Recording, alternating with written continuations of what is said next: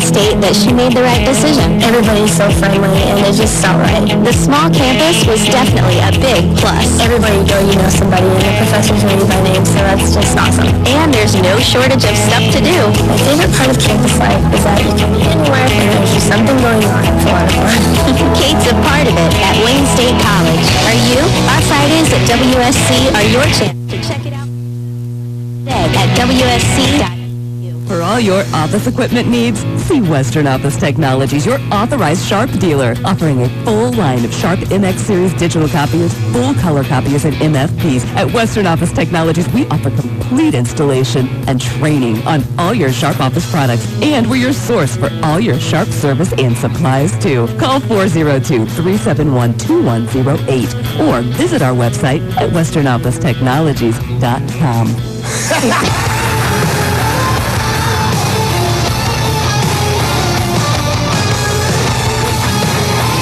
Welcome back, everybody, to the football pregame show on 106 Kicks. Tonight we're at Norfolk's Veterans Memorial Field as the Tom Olson-led 3-0 Norfolk Panthers face the John Gingery-led 1-2 Lincoln East Spartans. The Panthers are ranked 6th in the Lincoln Journal-Star and 10th in the Omaha World Herald, while Lincoln East is unranked. The Panthers shut out Lincoln Southeast on the road last Thursday night, 17-0, while Lincoln East was beaten at home by top-ranked in both polls Millard West, 49-14. Norfolk has also earned wins over South Sioux City and Columbus. They're outscoring their opponents on average through 3 contests, 33.3 to 6.7. Lincoln East has beaten Bellevue East while also losing the Lincoln North Star. They are being outscored on average 29.7 to 17.3. Lincoln East won last year's meeting in Lincoln 26-9. This will be the 25th time the two schools have met in football in the history of the matchup. Lincoln East holds a 15-9 edge on the Panthers and have won the last 3 meetings. The last time Norfolk beat Lincoln East, October 9th, 2009, 27-6 in Norfolk. The first meeting between the two teams was in 1979 when the Hal Cuck-led Panthers were beaten by Lincoln East 42-15. The Panthers finished 5-4 that season. Norfolk coach Tom Olson's in his 18th year as head coach and has a mark of 87 and 81 for a win percentage of .518, while Lincoln East top man John Gingery is in his 19th year at the helm. This evening's football pregame show on 106 Kicks is brought to you by Stadium Sports, Western Office Technologies, and Wayne State College. The Norfolk Panthers have opened their 2015 season with 3 wins, beating South Sioux City, Columbus, and shutting out Lincoln Southeast 8 days ago in Lincoln 17-0. It was the first time the Panthers have shut out an opponent since 2009 when they routed Omaha Central 28-0 in an opening round playoff game in Norfolk. The Panthers had also shut out North Platte on the road earlier that year. Coach Tom Olson joins me now. Coach, your first-string defense has only given up 7 points this season, as South Sioux scored their touchdown against the backups in the first game, and then Columbus scored a late touchdown against the backups as well. What makes your defense so good? Well, we said all along that our defense is going to be kind of the leader of our team, and they would keep us in games long enough for our offense to develop, and I think that's happening right now. We have 8 returning starters, and there are lots of things that make it, I think, very successful. Number one is it's kind of a unique defense.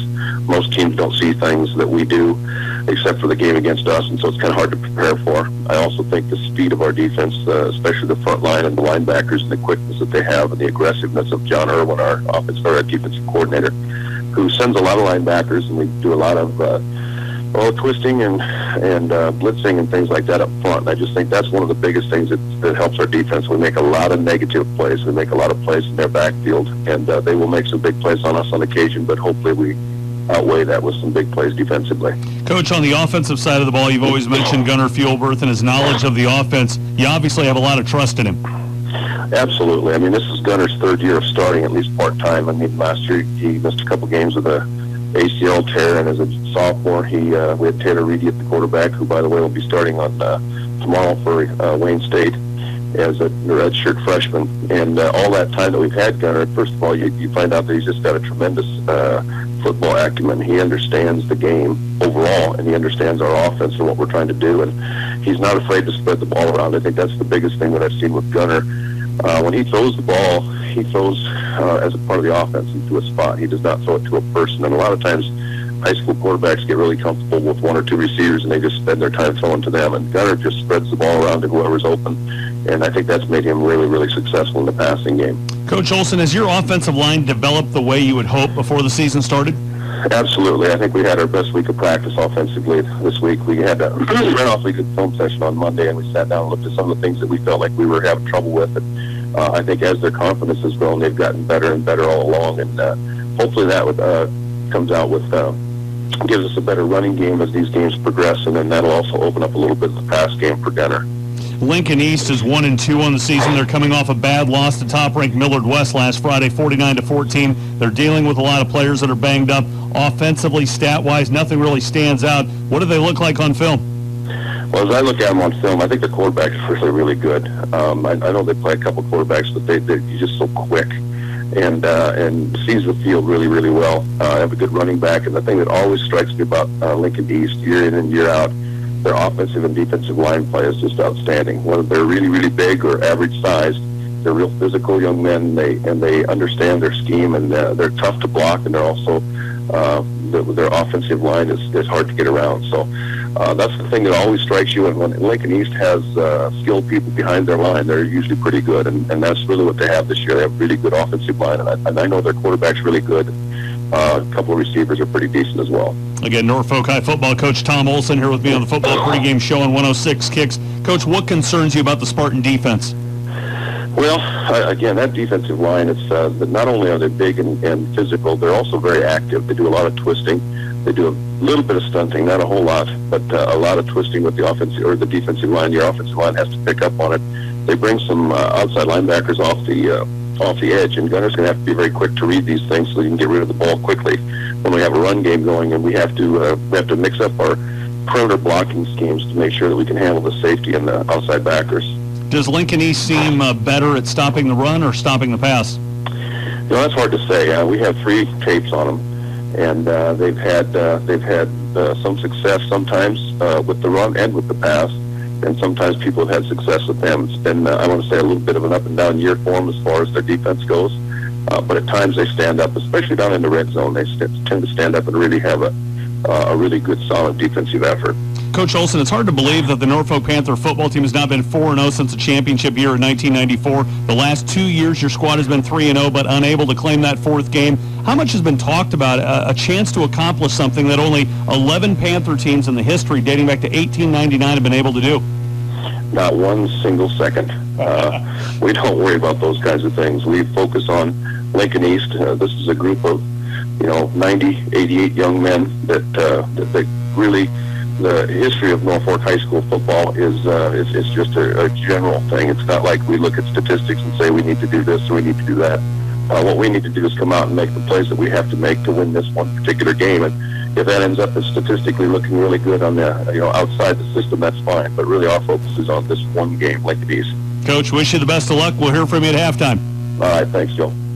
That was Norfolk football coach Tom Olson with me on the football pregame show on 106 Kicks. When we come back, the Panthers look to improve to 4-0 on the season, while Lincoln East looks to continue their dominance of the Panthers by beating them for the 4th time in a row, dating back to 2012. Hall of Fame coach Bob Schnitzler and Jay Kenobi will join me for the broadcast. This evening's football pregame show on 106 Kicks is brought to you by Stadium Sports, Western Office Technologies, and Wayne State College. Looking for quality office furniture at an incredible value? Make Western Office Technologies your #1 choice for executive office furniture. File cabinets, bookcases, desks, office chairs, or anything that is office related. They carry over 30 brands of office furniture and accessories like Lazy Boy, Storley, and Eurotech, just to name a few. And at Western Office Technologies, they offer free delivery and setup on all of your office furniture. Western Office Technologies, with offices in downtown Norfolk, O'Neill, and in Yankton.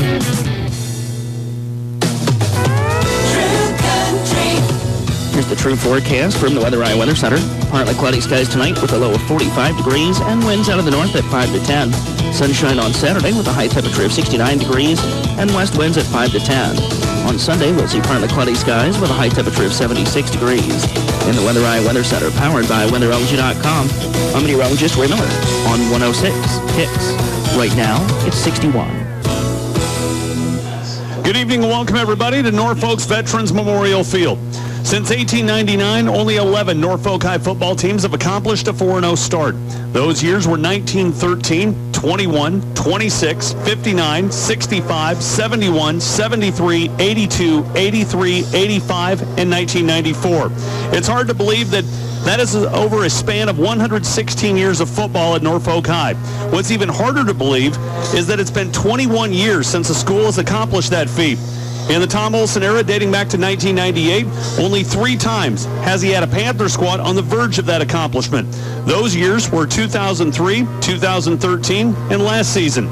If that's not enough motivation for Norfolk High to run through a wall to win at all costs tonight, how about this? The Panthers have not beaten Lincoln East since October 9th, 2009. Norfolk has dropped 3 in a row, including last year when they were routed by the Spartans 26-9 in Lincoln.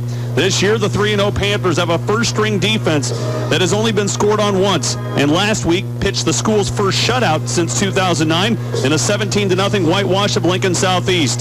The 1-2 Lincoln East Spartans come into Norfolk broken, beaten, and scarred after being routed by top-ranked Millard West 49-14 last week. Tonight, the 3-0 Norfolk Panthers have a chance to join elite company and become the 12th team in school history to start 4-0. The Panthers have to exercise their demons, however, against a Lincoln East team that they have not beat the last 3 times they played them. Tonight, Norfolk High hosts Lincoln East on 106 Kicks. The following is a presentation of Sports on 106 Kicks, the sports authority of Northeast Nebraska. 106 Kicks presents high school football. Caught out of the air! It's Travis Larson to the house! Featuring the Norfolk Panthers. Middle stab ball carrier right side finds a hole. Ethan into the secondary. He's off to the races. He's at the 50, 40, 30. They're not going to catch him. 10-yard line. 5. He's in the house. Conley's home. Touchdown. Ethan Middlestat. 80 yards. The Norfolk Catholic Knights. Federal rolling towards his right, can run or throw, and he's going to get brought down the backfield. He is sacked. Aaron Hoff, the defensive end. The Lutheran High Northeast Eagles. They snap it to the fullback and loose down the sideline. It's going to be an easy touchdown. The ball carrier, Lee Greavy, the fullback, a 31-yard touchdown run. He had everybody cool, including us up here in the booth. Are you ready? Nathan Boyle from the shotgun. Engelhoff in motion towards the far side. Fake handoff to Engelhoff. Deep across the line. Receiver wide open. It's a big play. That's Matt Miller, the wingback. Matt at the 10, 5. Near the goal line. He is down at the 1-yard line. A pick up at 38 yards. Beller boots into Hunter Spear. Spear with catch 5-yard line. Breaks loose 40, 45, 50. Into Brave territory to the 44-yard line. What a return by Hunter Spear. A return of 56 yards. Panthers go for it here on 4th down. Pop pass the other way. It's in. Oh, it's caught out of the air. It's Travis Larson to the house. Through the hands of Aaron Wilkin. Batted straight up in the air. And Travis Larson hauls it in 44 yards out. When it's your day, it's your day. This evening's Class A game from Norfolk's Veterans Memorial Field. The Lincoln East Spartans at the Norfolk Panthers. Good evening and welcome everybody to Norfolk's Veterans Memorial Field, where tonight the Norfolk Panthers look to go 4-0 for the first time since 1994 as they entertain the 1-2 Lincoln East Spartans.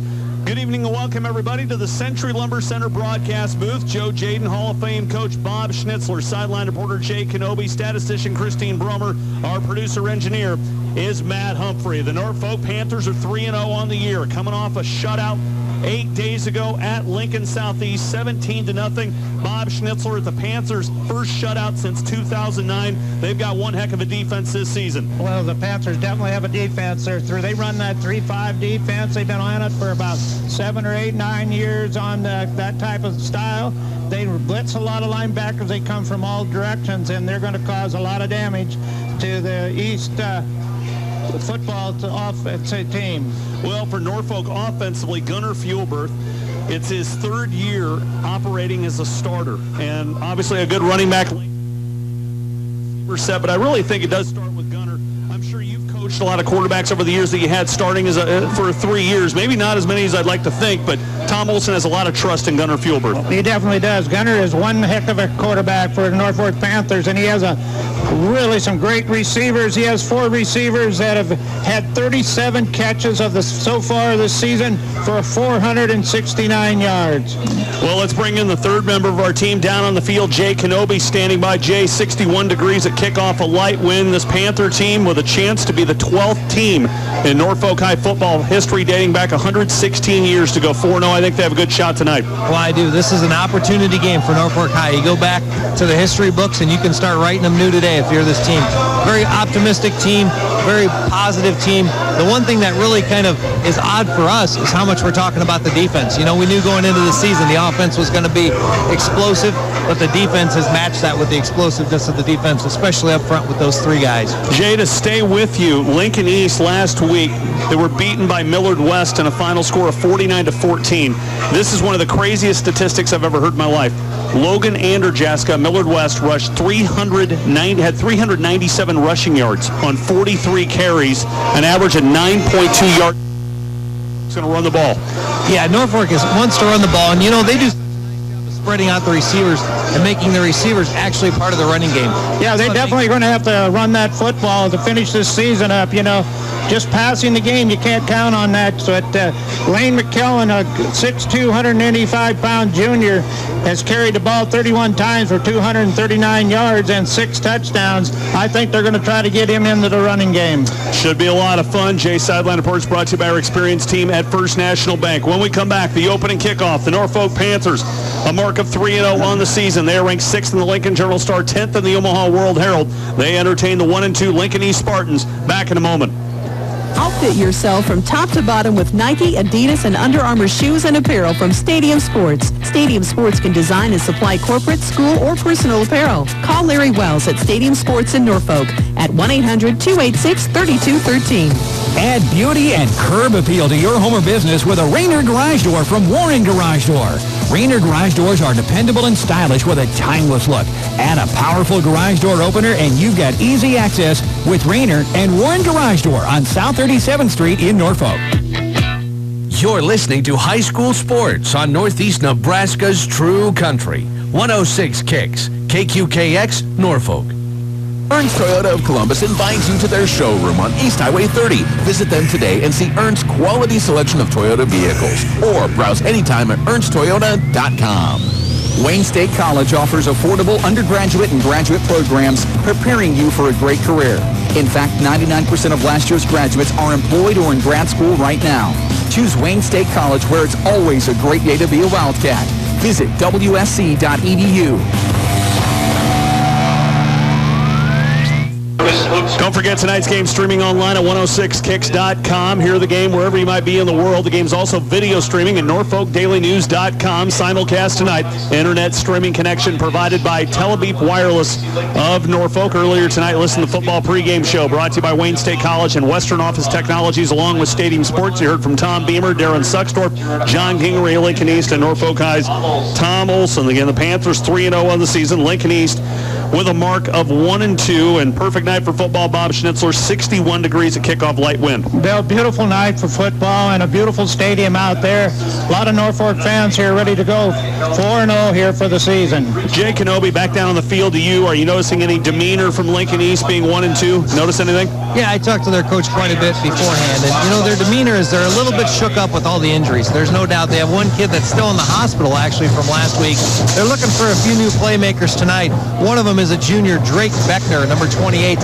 He's looking to make a big game tonight, so a little bit not as positive on that end. All right, thanks, JJ. Sideline Reports brought to you by our experienced team at First National Bank. Again, the official bank of Husker Nation. Norfolk High will kick off left to right on your radio.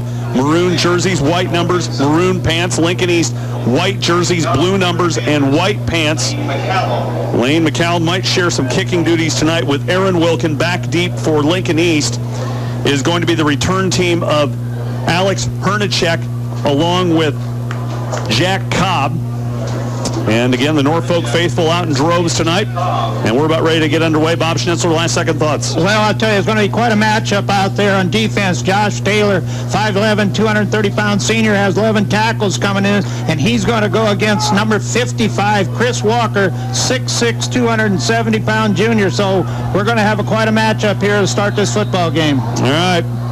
12 minutes up on the clock. And Lane McCallum on the approach for Norfolk High. Right foot to ball. End over end kick makes its way into the end zone. Lincoln East will start from their 20-yard line. The quarterback is Carson Walters. Two running backs, Nathan Letts and Jack Cobb. Wide receivers, Drake Beckner, Josh Makovica, and David Lay. Left tackle, Zach Hayes. Left guard, Cade Malmberg. Center is Zane Buskist. Right guard, Kavian Randall. And right tackle is Chris Walker. Lincoln East, right to left on your radio. And they start from their 20-yard line. Ball centered in the middle of the field. Receiver to the near side of the field. And that is going to be Noah Makovica, who has switched jerseys now, and he is wearing jersey number 6 this evening rather than 30, so we'll have to make that adjustment. Lincoln East, wait, now they're actually sending in different players here, so maybe some confusion here on the first play of scrimmage. We're about set to go. First and 10 from the 20-yard line. Quarterback is Carson Walters, left-handed quarterback, 5'11", 170-pound junior. He takes a snap. He's going to keep it himself right side of his offensive line. Good yardage on first down across the 25 to the 26-yard line. And that is a gain of 5 yards for Walters. Looking at the Norfolk defense, a 3-5 look. Defensive ends James Walton Taney, Josh Taylor, and Dominic Carr. Cornerbacks Hunter Blitch and Grant Meyer. Outside linebackers Lane McCallum and Josh Cole. Inside linebackers Hayden Rucker and Alex Thompson. Middle linebacker is Roni Fernandez. A safety is Bryce Sovereign. Second down and 5 for Lincoln East from their 25-yard line. Ball in the middle of the field. Two receivers right side of the formation. A receiver to the left. Carson Walters from the pistol takes a snap, and he's going to fake the handoff.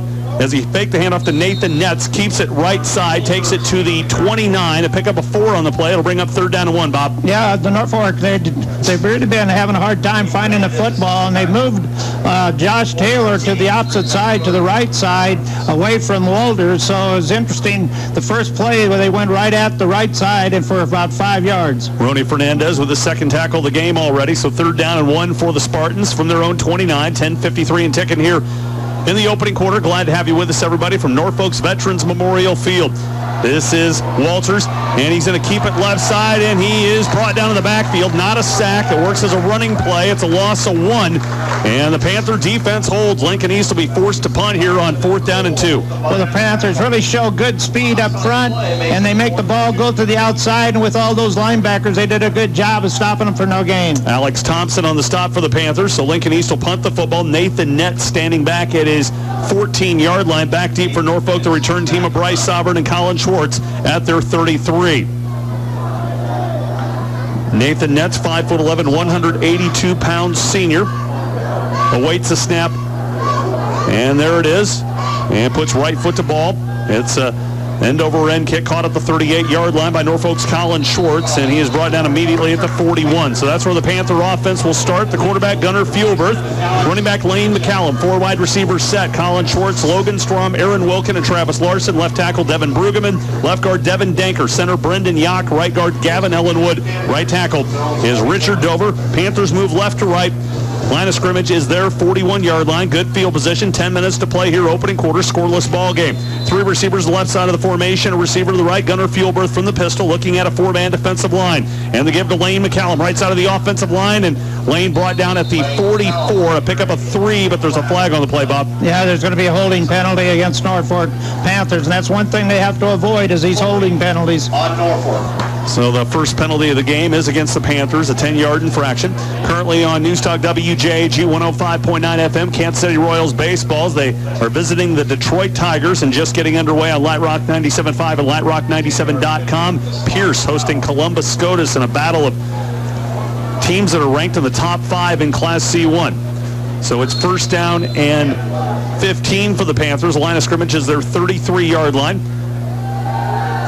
And Fuelberth back to pass, flushed out of the pocket, rolling towards his left, and trying to buy time as much as possible. He's going to be sacked back at his 27-yard line. Surprisingly, that Gunnar didn't get rid of the football. Takes a sack back at his 27. The Panthers must get to the Lincoln East 49, so they're looking at second down and about 24. Well, Lincoln East really has good secondary people. They're kind of a passing team, and so their secondary is going against a passing game every day in practice. Kavian Randall credited for the sack. Fielber throws, finds Logan Strom, and Strom with the reception takes it to the 40-yard line to pick up a 13 on the play, and it's going to bring up a manageable 3rd down and 11. Yeah, Strom, he's had 8 catches coming to this ball game for 69 yards, and he's a 6'8", 240-pound junior, so he's a big young man out there. On the tackle for Lincoln East is Drake Beckner, so 3rd down and 11 for the Panthers from their 39-yard line. 2 receivers to the right, 2 to the left. Hurry-up offense for the Panthers. Fielberg takes a snap, back to pass, looking, a dart across the middle, finds a receiver. It's a complete pass. It's Aaron Wilkin, and Wilkin into Spartan territory to the 46-yard line. Pick up a 15 yards on the play and a 1st down. Yeah, Wilkin, last week he caught the ball well, and for the season he has 12 catches for 177 yards and a touchdown. He's a 5'11", 160-pound junior. And the Panthers with a quick strike on the pass play to Lane McCallum. Lane to the 46-yard line. No gain on the play out of the backfield. It'll bring up 2nd down and 10. And the Panthers' hurry-up offense has caused fits for opposing defenses. Fielber takes a snap, gives Lane McCallum, trying to spread it out left side, and he is brought down in the backfield. A loss of 1. It's going to bring up 3rd down and 11. Down on the field where Jay Kenobi standing by. Well, one of the interesting matchups tonight is David Dinker, who's just a junior for Norfolk High, but he started last year at offensive guard as a sophomore. He's got a matchup against Dawson McLaughlin, who has not played this year yet. So look for a strong running game behind David Dinker. 3rd down and 11 here for the Panthers, and this is a draw on the handoff. And not a whole lot there inside the 45 to the 43. I believe it's Lane McCallum again. It's going to be a gain of just about 3 yards on the play. It's going to bring up a 4th down and 8. Kind of surprised to see a draw on that situation. Yeah, definitely against that 43 defense. They've got 2 people covering the offensive guard, so a draw play is very difficult. Panthers are going to go for it here on 4th and 7. Nope, they're going to run the pooch punt. Lane McCallum boots it away, and it takes a hop at the 10, a sideways roll out of bounds. So Lane McCallum with a nice punt as the ball dies inside the 10-yard line. So Lincoln East marooned back at their 8. Yeah, what a punt by McCallum. He did a nice job. It was a quick kick type style football, went way over to the left and goes out of bounds at about the 10-yard line. Pizza Hut has everyone's favorites, pizza, pasta, wings, and more. You'll find something everyone will love at Pizza Hut. Spicy hot wings or a stuffed crust supreme pizza. It's a perfect stop before or after the game. Pizza Hut, now you're eating. 7:21 to play opening quarter, scoreless ball game. Lincoln East with a 3-and-out on their first drive, and Norfolk unable to really get anything going. So Lincoln East starting back at their 8-yard line. They move right to left, ball on the far hash mark. Quarterback is Carson Walters, takes a snap, and this is a quarterback draw, and he's across the 10 to the 15. A pick up a 7 on the play. It'll bring up 2nd down and 3. Well, Lincoln East, they're trying to spread Norfolk's defense out and see if they can get those linebackers out in space, but so far Norfolk's been staying with a 3-5. So 2nd down and 3 on the tackle for the Panthers is Hayden Rucker, his first stop of the game. Panther defense, we talked about a little bit earlier, pitching a shutout last week against Lincoln Southeast on the road. First time since 2009 the Panther defense has had a shutout. Walters from the pistol again, fakes the handoff, and again he keeps it, and he's dropped right at the 15, maybe the 16, maybe a half yard. It's going to bring up 3rd down and short. The quarterback has carried the ball every time thus far, Bob. Yeah, and, they've been coming out with a slot, double slot, trying to spread the defense, but Norfolk feels they have good one-on-one coverage on the outside, so they're just staying with a tight 3-5, making it very difficult for them to run at. Dominic Carr on the stop for the Panthers. 3rd down and 2 for the Spartans from their 16. Far hash mark, 3 receivers to the left, a receiver to the right, and back to pass is Walters, and Walters is sacked. He is sacked back at his 9-yard line. It's a loss of 7 on the play. It'll bring up 4th down and long, and Lincoln East will be punting the ball away from their end zone. Lane McCallum credited for the sack. Yeah, Lane McCallum, he's the only one that's going both ways for Norfolk. Otherwise, everybody else is going one way, so McCallum is quite an athlete out there to go offense and defense. Nathan Nitz to punt the ball away from his end zone. Colin Schwartz stands at the Lincoln East 46-yard line. Panthers might send the kitchen sink at Nets here. 5:39 to play opening quarter. A guy comes in late from the sideline. The boot is away. It's a fluttering punt, and it's going to be out of bounds in the neighborhood of the 38-yard line for Lincoln East. The referee will spot it at the 35. So great field position for the Panthers. Jay Kenobi, back down on the field to you. Well, that series, you could really see the Panthers going up with Grant Meyer and Hunter Blitch in tight, like 2 to 3 foot off the receiver. So you can see it's a very aggressive man defense on those wideouts that they're daring Lincoln East to throw deep. All right, thanks, Jay. Jay Sideline Reports brought to you by our experienced team at First National Bank. 2 locations in Norfolk to serve you. Gunnar Fieldberth from the pistol, 2 receivers to the right, a receiver to the left, and this is Fieldberth. Rolling towards his right, can run or throw. Gunnar is going to get brought down at the 31. He gets 5 yards on the play. It'll bring up 2nd down and 5 from the 31. Yeah, with a slot right and a split end to the left. They really didn't have anybody there to block very well for Gunnar, and that time he just took off to the right side for about 3.5 yards. Zach Hayes on the stop for the white and blue. Second, they call it 6 for Norfolk from the Lincoln East 31. This is Lane McCallum trying to go off left tackle, and he is plummeted at the 29. Give him 2 on the play, and it'll bring up 3rd down and 4. Well, the Spartans have an aggressive defense. You can see that. You know, they got a four-man front and 3 linebackers, and they're able to corral Norfolk in their running game. Bryce Beer on the tackle for Lincoln East. And Beer with a stop from his outside linebacker position. We'll glance at the Lincoln East defense here in just a moment. We haven't had the opportunity to do so yet. Let's try to do it here. Defensive ends Zach Hayes and John Pipo. Defensive tackles Dawson McLaughlin and Kavian Randall. And Fieldberth back to pass here on this 3rd and 4. Completes the pass. Logan Strom. Logan at the 25, 20, 15-yard line. And he's shoved out of bounds at the 14 to pick up a 15 yards on the play and a 1st down for the Panthers. Well, yeah, Logan Strom, that's his 2nd catch, and what a big catch for a 1st down. 2 catches, 28 yards for Strom in this game. Gunnar Fieldberth is 3 for 3 for 43 yards, finishing off that Lincoln East defense. Outside linebackers Jack Cobb and Bryce Beer. Middle linebacker Cade Malmberg. Free safety Nathan Lett. Strong safety is Drake Beckner. 1st and 10 for the Panthers from the Lincoln East 14. Lane McCallum between his right guard and right tackle. Gets it to the 12. A pick up a 2 on the play. That'll bring up 2nd and 8. Well, no, they just went right up the middle there, and the East defense just corralled him right there for a 1-yard gain. Noah Makovica with his first tackle of the game for Lincoln East. They call it 2nd and 8 for the Panthers from the Spartan. 12, 3:55 to go opening quarter. Fieldberth wants to throw. Looking corner of the end zone. Strom lobs it up there. Logan comes down with a touchdown. Norfolk High. Gunnar Fieldberth, a 12-yard touchdown pass to Logan Strom, and the Panthers take a 6-0 lead. Well, they were in a double slot that time, and Strom, who is 6'8", just went to the outside, and Gunnar Fieldberth just threw the ball up high where he could catch it to his outside, and for a big touchdown. With 3:51 to play in the opening quarter, Gunnar Fieldberth, a 12-yard touchdown pass to Logan Strom. Panthers lead it 6-0, and to attempt the extra point will be Lane McCallum. Here's a snap. Placement's down. Lane's extra point is up. It is good. 7-love. Norfolk High with the lead. 3:51 to go. Opening quarter on the Pizza Hut scoreboard. Back in a moment. Norfolk GM Auto Center. One low price. Plain and simple. Always. Go to Norfolk GM Auto Center on the 275 bypass in Norfolk for your next vehicle purchase. New or certified pre-owned. They have it or can find it for you. Norfolk GM Auto Center. Remember, one low price. Plain and simple. Always. Cartridge World Norfolk caters to business customers. You'll save up to 30% off Superstore prices. They deliver for free to qualified customers and offer a 100% satisfaction guarantee. Call 844-PHIL. That's 844-PHIL. Tonight's fantasy football picks are brought to you by Faith Regional Health Services Sports Medicine, the official sports medicine team for area schools. I chose Norfolk quarterback Gunnar Fieldberth. Jay Kenobi drafted the Norfolk High defense. Bob went with Norfolk running back Lane McCallum. Our statistician Christine Bromer chose Norfolk wide receiver Aaron Wilkin. We'll take a look at the statistics at halftime. Moments ago, Panthers get on the board. A touchdown pass, Gunnar Fieldberth to Logan Strom, 12 yards out. Panthers lead it 7-0. Bob Schnitzler. Well, I'll tell you, it was a really an aggressive type of passing game that Norfolk went after Lincoln East with, and they just threw that ball left and right, and they had him Strong, who was 6'8", standing in the slot a couple times and just caught the ball. Lane McCallum on the approach. End-over-end kick makes its way into the end zone for a touchback. Lincoln East will start from their own 20. Jay Kenobi, down to you. Yeah, wouldn't you like to be on the coaching staff and watch the guy that brought up, hey, coach, I got to play. Let's throw to the 6'8" guy with really good hands, good speed, and powerful.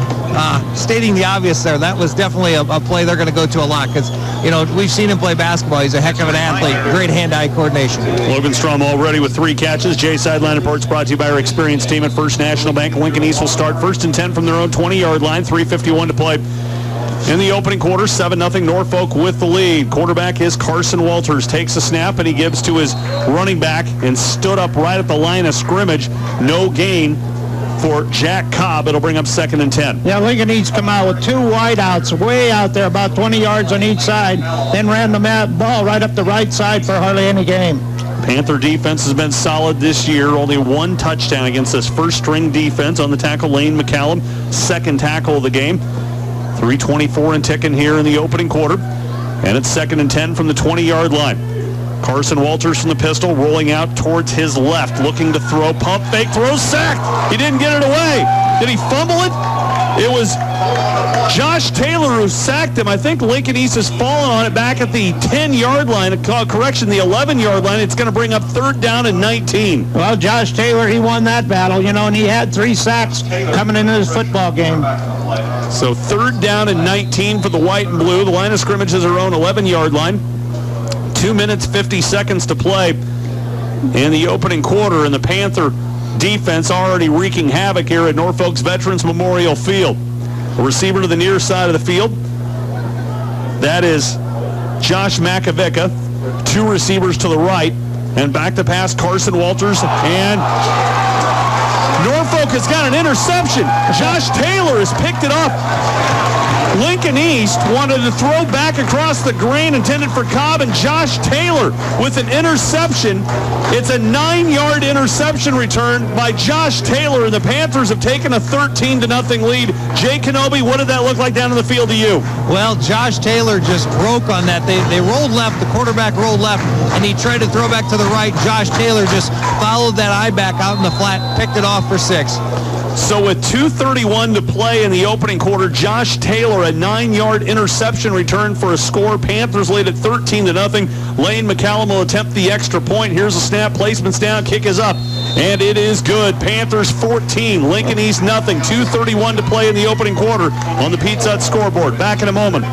What's the best part about living at the Meadows? Making new friends and renewing acquaintances, knowing the staff, and having a support system. For independent or assisted living, make your choice the Meadows, 18th and Park in Norfolk. Always a great selection to choose from. Great financing and salespeople ready to help you find the vehicle you need. Trust Boardman Auto Sales at 13th and Norfolk Avenue for quality pre-owned vehicles at fair prices. 379-4553. Boardman Auto Sales in Norfolk.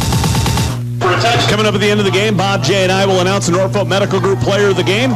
Norfolk Medical Group, serving the medical needs of your entire family. Located medical offices north in Norfolk. We'll also announce the Burger King Whopper play of the game. Have it your way at Burger King, South 13th or Benjamin Avenue.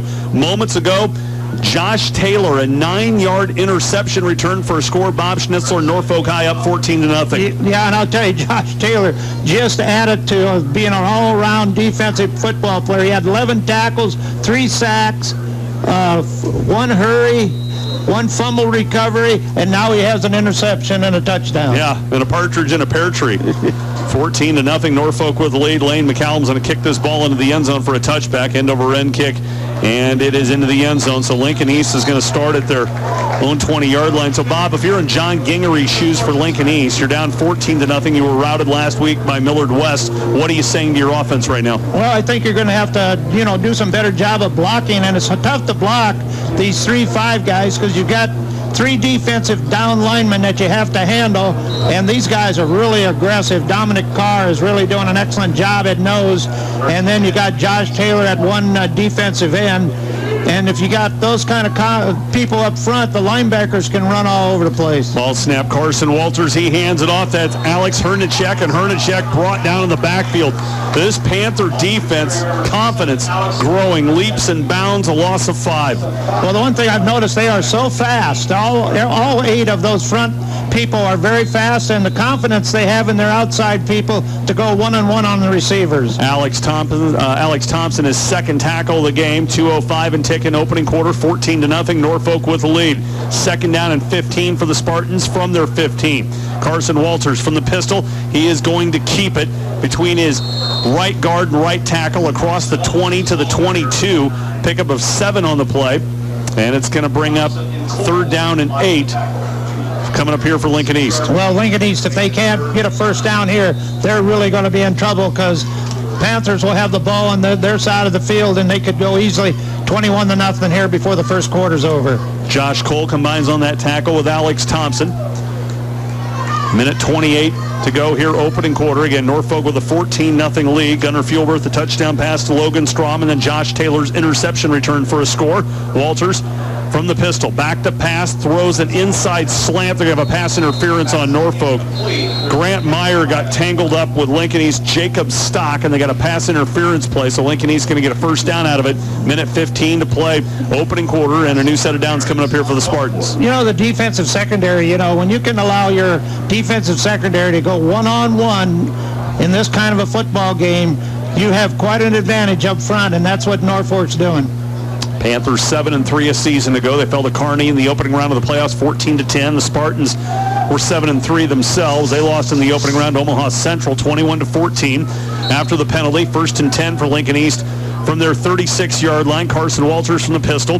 Two receivers, the left side of the formation. Walters on the draw between his right guard and right tackle, and he's brought down after a gain of 2. It'll bring up 2nd down and 8. Jay Kenobi, kind of nice for Norfolk not to have to deal with the Metcalf boys this year. Yeah, they were something special last year. I asked Coach about him, and he alluded to that, how special they were, but he kept saying the word disruptive when he talked about this Norfolk Panther defense, and disruptive, I think, is just a word that just describes this unit to a T. All right, thanks, JJ. Sideline reports brought to you by First National Bank. Hayden Rucker on his 2nd tackle for the Panthers, 2nd and 8 for Lincoln East from their 38-yard line. Carson Walters off left tackle, across the 40, reaches the 41. Give him 3 on the play. It'll bring up 3rd down and 5. 35 seconds to go in the quarter, Bob. Well, the Norfolk Panthers, they've mastered this defense. For years they had troubles with it, but they have really mastered the defense. They've got great front linemen, and then they have great linebackers. They've always had great linebackers, but now they got the front line to go with their linebackers. Josh Cole in on his 3rd tackle of the contest. 3rd and 6 for Lincoln East from their 40-yard line. Ball snap. Walters wants to throws, completes the pass. That's Jared Vogt out of the backfield. Vogt across the 45 to the 46. Going to be awfully close to a first down. I think he's shy by about a yard. Give him 5 yards on the play. They might have a measurement.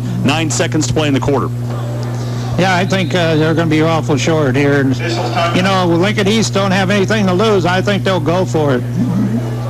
Jared Vogt, first catch of the season on that play. Again, they're going to have a measurement here to see how close to a first down that is. Carson Walters' first completion, I guess I should mention, to a player wearing white and blue. His first completion, unfortunately, went to Josh Taylor, which was not his intended receiver. Chain gang marches out. 9 seconds to play here in the opening quarter, and the referee's going to have to get down on hands and knees here to see how close this one is. And it's going to be a first down for Lincoln East. So they have the necessary yardage. They'll wind the clock here in moments. We might not see another play here in the first quarter.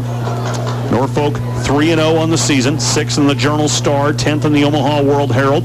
Lincoln East unranked at 1-2. Referee will wind the clock here momentarily. And Lincoln East will not run a play. We have reached the end. They're not going to wind the clock. They're going to call a timeout.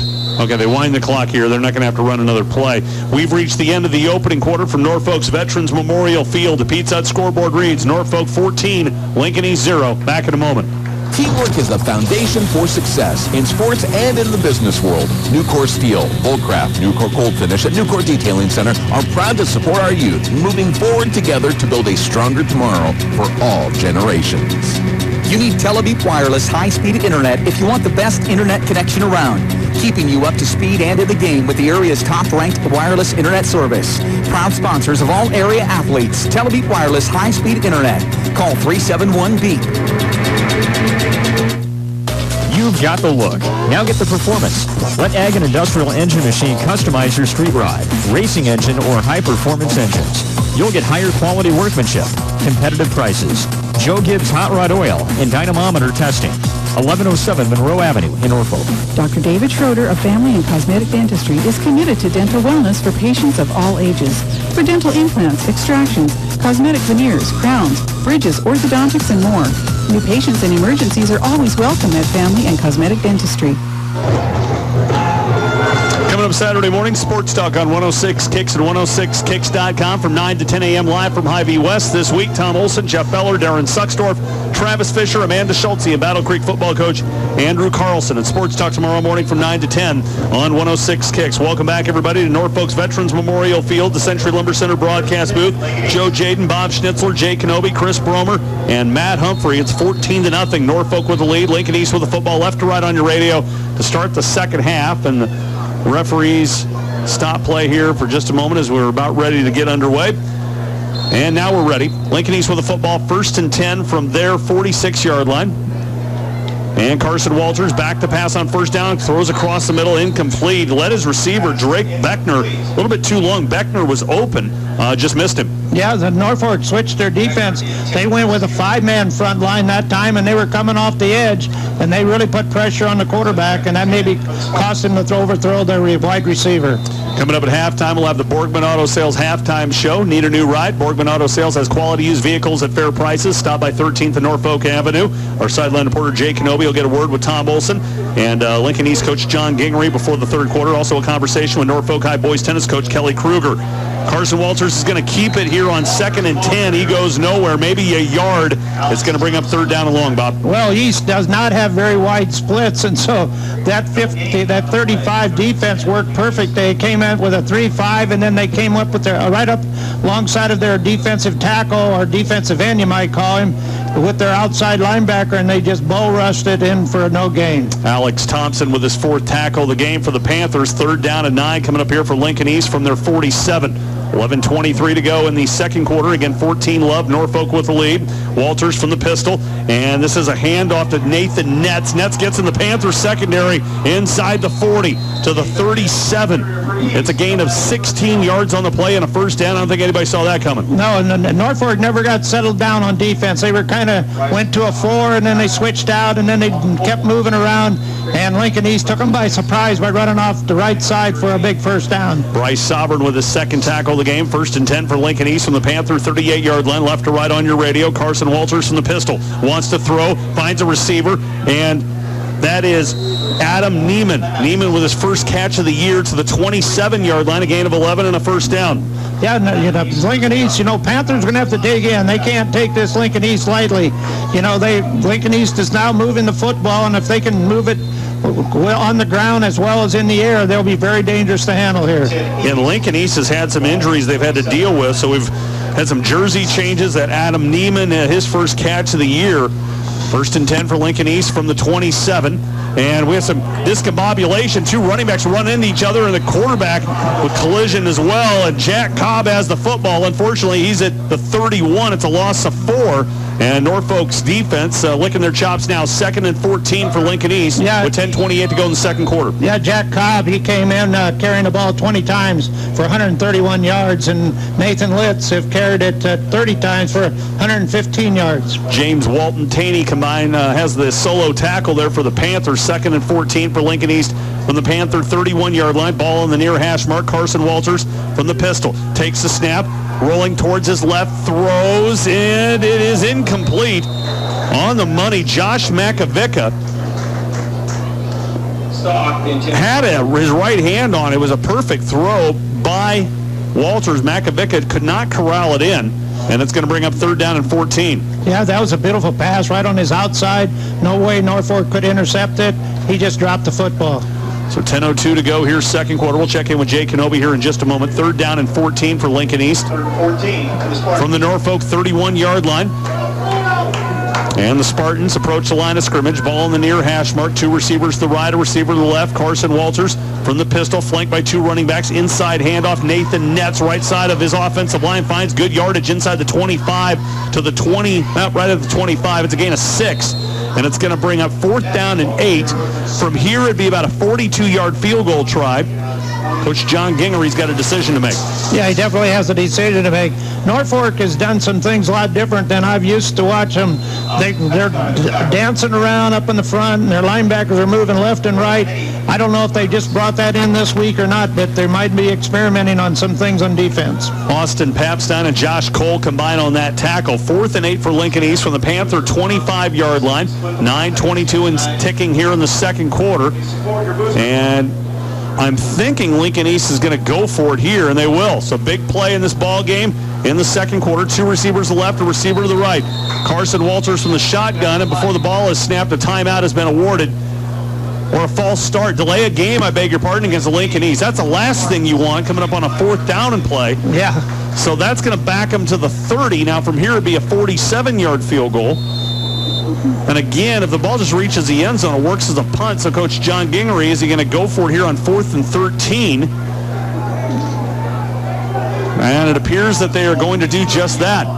So the Panther defense will look for a stop here. I mean, if they get a stop here and have the football up 14-0 midway through the second quarter, Lincoln East is going to be looking up all night.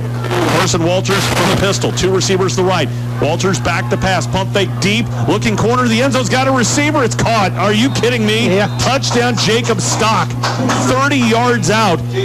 How did he get behind the Norfolk secondary? Good grief. Jeepers. That was a devastating blow to Norfolk defense there. Beautiful catch. This kid really threw that football on his outside, and nice catch in there for a touchdown. With 9:03 to go in the second quarter, Carson Walters, a 30-yard touchdown pass to Jacob Stock. It's now 14-6. And Lincoln East John Brady will attempt the extra point. Boy, just a crushing play for the Norfolk defense. Extra point is up. It is good. 14-7. Norfolk's lead cut in half. 9:03 to play second quarter on the Pete Sutton scoreboard. Back in a moment. Scranton Flooring can help design your dream home or business with their large selection of carpet, luxury vinyl, wood, laminate, tiles, and backsplash, as well as cabinets, awning showers, windows, and doors. Find quality products at competitive prices with friendly professional service. Scranton Flooring in Norfolk. Drive up for your favorite brewed coffee, lattes, espresso blenders, fruit smoothies, or iced drinks featuring breakfast burritos and sandwiches at Scooter's Coffee. Open daily for your convenience. Scooter's Coffee, located next to Reynolds and Shell in Norfolk.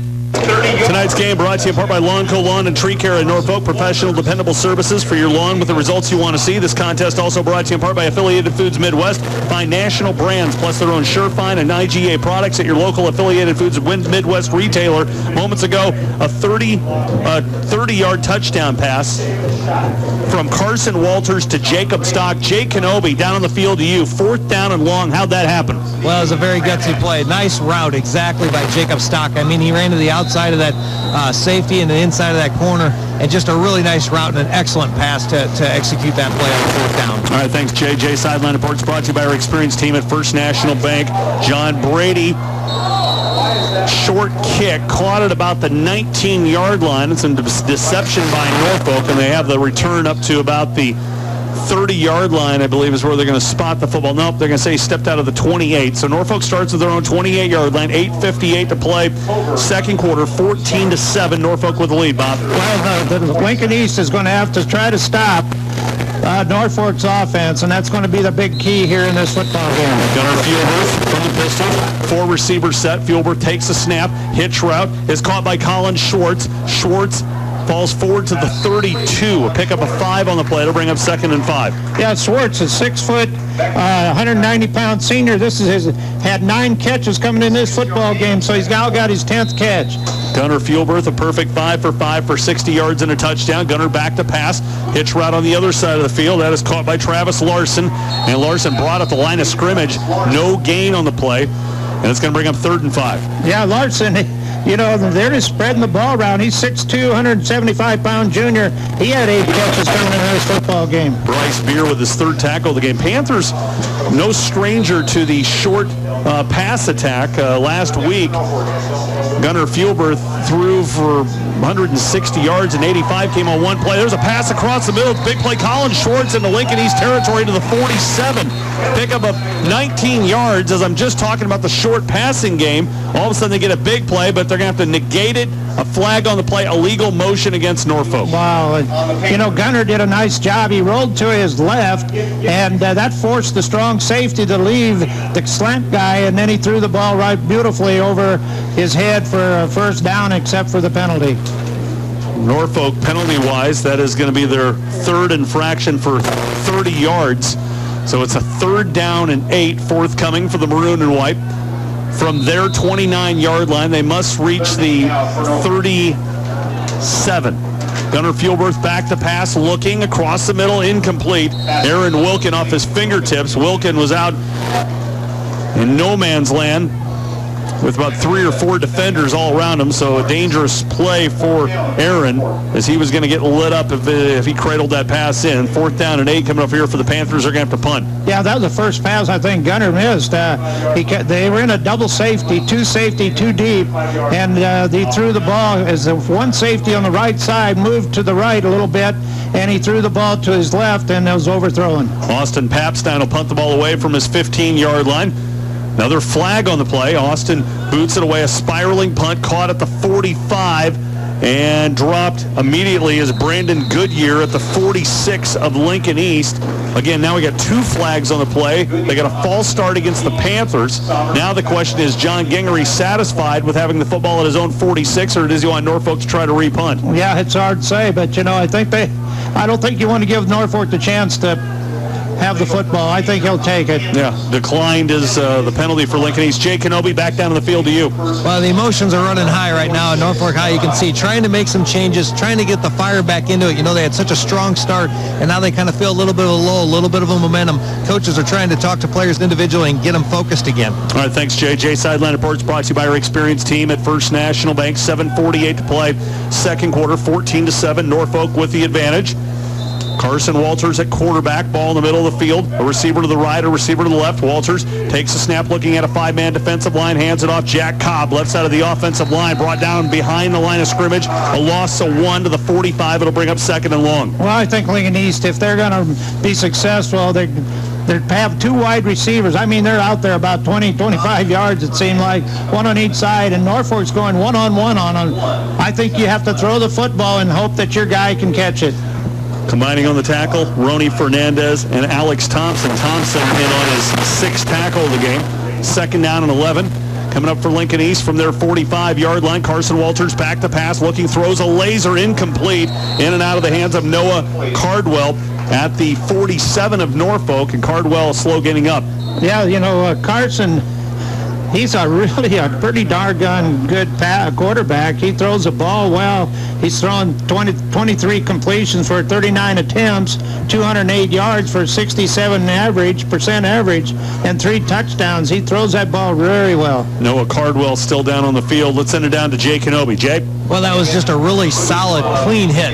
Bryce Sovereign came over on that skinny post route as the defensive back was getting beat, and Bryce Sovereign just met him head on, hit him about waist high. It looks like probably the wind knocked out of him. It was a good, clean, solid, fundamental hit, but with a lot of impact. All right, thanks, Jay. Jay Sideline Reports brought to you by our experienced team at First National Bank. A reminder, this game is streaming online at 106kicks.com. Also simulcast tonight. Video streaming at norfolkdailynews.com. Internet streaming connection provided by Telebeat Wireless of Norfolk. And Noah Cardwell jogs off the field. 3rd down and 11 coming up here for the white and blue. The line of scrimmage is their own 45-yard line. Bob, it feels like the momentum's changed a bit. I mean, Norfolk had all the momentum when Josh Taylor had that 9-yard interception return for a score. Norfolk's up 14-0, and then Lincoln East on a 4th and 13 not only get the first down, but they get a touchdown out of it to cut the lead in half. Yeah, they just got the momentum, and now it's up to Norfolk to get it back here, 3rd and about 11. Carson Walters from the pistol, a receiver to the left, a receiver to the right. Panthers will rush 4. In motion towards the far side of the field, Drake Beckner. Back to pass is Walters, looking, throwing. Perfect spiral downfield. It's intercepted. Picked off Bryce Sovereign, the free safety, with a leaping catch at the 30-yard line. The Panthers take over, 70 yards away from pay dirt. Well, that time they ran the same play they scored a touchdown on, but Sovereign was over there from his free safety spot to make the interception. 2nd interception on the evening on Carson Walters, and Norfolk will start at their 30-yard line. 7:04 to play, quarter number 2. Gunnar Fuelberth and the boys back out on the field. 3 receivers to the right side of the formation, a receiver to the left. Fuelberth, 6'1", 190-pound senior. And he's going to hand it off Lane McCallum. Lane, misdirection to the 34. Pick up a 4 on the play. It'll bring up 2nd and 6. Yeah, that time with 3 receivers to the right, you would think Lincoln East would shift over there, but they didn't. They just stayed normal, and McCallum had to come off the left side for about a 5-yard gain. 2nd down, and they call it 5 for the Panthers. A line of scrimmage is their 35-yard line. Ball on the near hash mark. Norfolk right to left on your radio. 3 receivers right side of the formation. Gunnar takes a step, low snap, down to his feet to pick it up. Flushed out of the pocket, rolling towards his right. A flag flies in. Incomplete pass intended for Logan Strom. I have a feeling that's going to be a hold. Yeah, I think that'll be a hold going back. Norfolk just shooting themselves in the foot here on these series. Referees get together. The flag lie at the 28-yard line, so it'll be a spot foul, so they'll back it from there. It is a holding against Norfolk, so it's going to bring up second down and long, 6:52 to go in the second quarter. Coming up tonight and Saturday morning, we'll have all the scores from all the other games across northeast Nebraska with scoreboards tonight from 10 till midnight and Saturday morning from 6 to 9 a.m. on our family of stations. Brought to you by Faith Regional Health Services, Wayne State College, Family Health and Sports Medicine, Peterson Ag Systems, and Farm Bureau agent Joe Harriet. 2nd and 22 for the Panthers. The line of scrimmage is their 18-yard line. They must reach the 40. Back to pass, Fuelberth. Looking, throws across the middle, incomplete, picked off. It was intercepted, too tall for Logan Strom. The interception, Jack Cobb, the outside linebacker, he takes it to the 15. Fuelberth, bad throw over the head of Logan Strom, picked off cleanly by Cobb. Yeah, picked off cleanly by Cobb. I tell you, he's really a good athlete for Lincoln East, and that ball was just thrown right to him. He couldn't hardly miss it. So Fuelberth really hasn't had any luck here in the second quarter. Jay Kenobi, quickly down to you. Well, I just thought he threw to an area there. It was a screen right over the middle. The line came through, and he kind of threw to an area, and there was no one there. All right, thanks, Jay. And it's first down and 10 here for Lincoln East. The line of scrimmage is the Panther 15-yard line. They start in the red zone, handoff, and that is Nathan Netz. Netz touchdown. Wow. That was easy. 14-13, yeah. First play, Nathan Netz, a 15-yard touchdown run, and the win completely out of Norfolk Sales right now. Yeah, they definitely have got to get it back together here with 6:38 to go here in the second quarter. They'll have possession of the football, but they need to do something with it. With 6:38 to play in the second quarter, Nathan Netz, a 15-yard touchdown run. It's now 14-13. The Panthers lead is 1 to attempt the extra point. John Brady. Here's a snap. Placement's down. Brady's extra point is up, and it is good. We are tied at 14 on the Pizza Hut scoreboard. 6:38 to go. Quarter number 2. Back in a moment. The attorneys of Koppel, Rocky, McKeever, and Schlecht are committed advocates. Visit them on the web at greatadvocates.com or on Facebook. Koppel, Rocky, McKeever, and Schlecht PC. Attorneys at Law, a full-service law firm in Norfolk and Omaha, committed to advocating for you. Wacker Home Improvement Company. Siding, gutters, insulation, thermopane replacement windows, residential roofing, chain link, and vinyl fence. Wacker Home Improvement of Norfolk, providing years of experience and quality home improvement products. Last week, the Panthers shut out Lincoln Southeast on the road. 8 days ago, 17-0. Lincoln East was beaten at home by top-ranked in both polls Millard West, 49-14. In that game, Millard West, Logan Anderjaska rushed for 397 yards on 43 carries, 9.2 yards per play. And he had 3 touchdown runs, 22, 70, and 54 yards. Ridiculous rushing stats. Lincoln East has recovered. Midway through the second quarter, tied at 14 with Norfolk. Brady kicks it away, and a handoff to Colin Schwartz. Again, deception with Norfolk as normal on their kickoff returns, and Schwartz returns the football. Now they got a flag on the play on Norfolk again. Wow. They have a clip at the 14-yard line. I think that is the 5th penalty for Norfolk, 5th penalty yardage total. Approaching, 60 yards, 55 yards, somewhere in that vicinity. Jay Kenobi, back down on the field to you. Well, you can see the frustration, and even Coach Olson starting to talk to the officials a little bit. Some concerns of, it seems like there's a flag on every play, and they're really hurting themselves, but that's about the 4th or 5th penalty, so it's getting a little emotionally frustrating down on the Norfolk High sideline. Yeah, it definitely is getting very emotional out there, and they're going to have to just quiet down, give them maybe a timeout would help to get them ready to go back and play football. 1st and 10 for the Panthers from their 9-yard line. 6:33 to play second quarter, tied at 14. Fuelberth hands off Lane McCallum, left side of the offensive line, makes one man miss, across the 10, 15, dances past another defender, and still on his feet, across the 20 to the 24-yard line, a gain of 15. Nifty running by Lane McCallum. Yeah, definitely nifty running by McCallum. He did that on his own. He's got it out on the outside here on the left side, and it was one-on-one, and McCallum won that game for many, many yards. Lane McCallum, 6 carries, 25 yards here in the early going. 1st and 10 for the Panthers. The line of scrimmage is the 24. A receiver to the left, a receiver to the right. Fuelberth hands off Josh Taylor, the ball carrier that time. Josh stacked up at the line of scrimmage. Maybe a yard Bring up second down and 9. Well, Lincoln East, I'll tell you, they're not a bad football team. You know, they might be 1-2 coming in this football game, but they really have good technique out there, and they know where the football's at. Taylor back to the sideline, just gave McCallum a blow there. So McCallum back into the contest.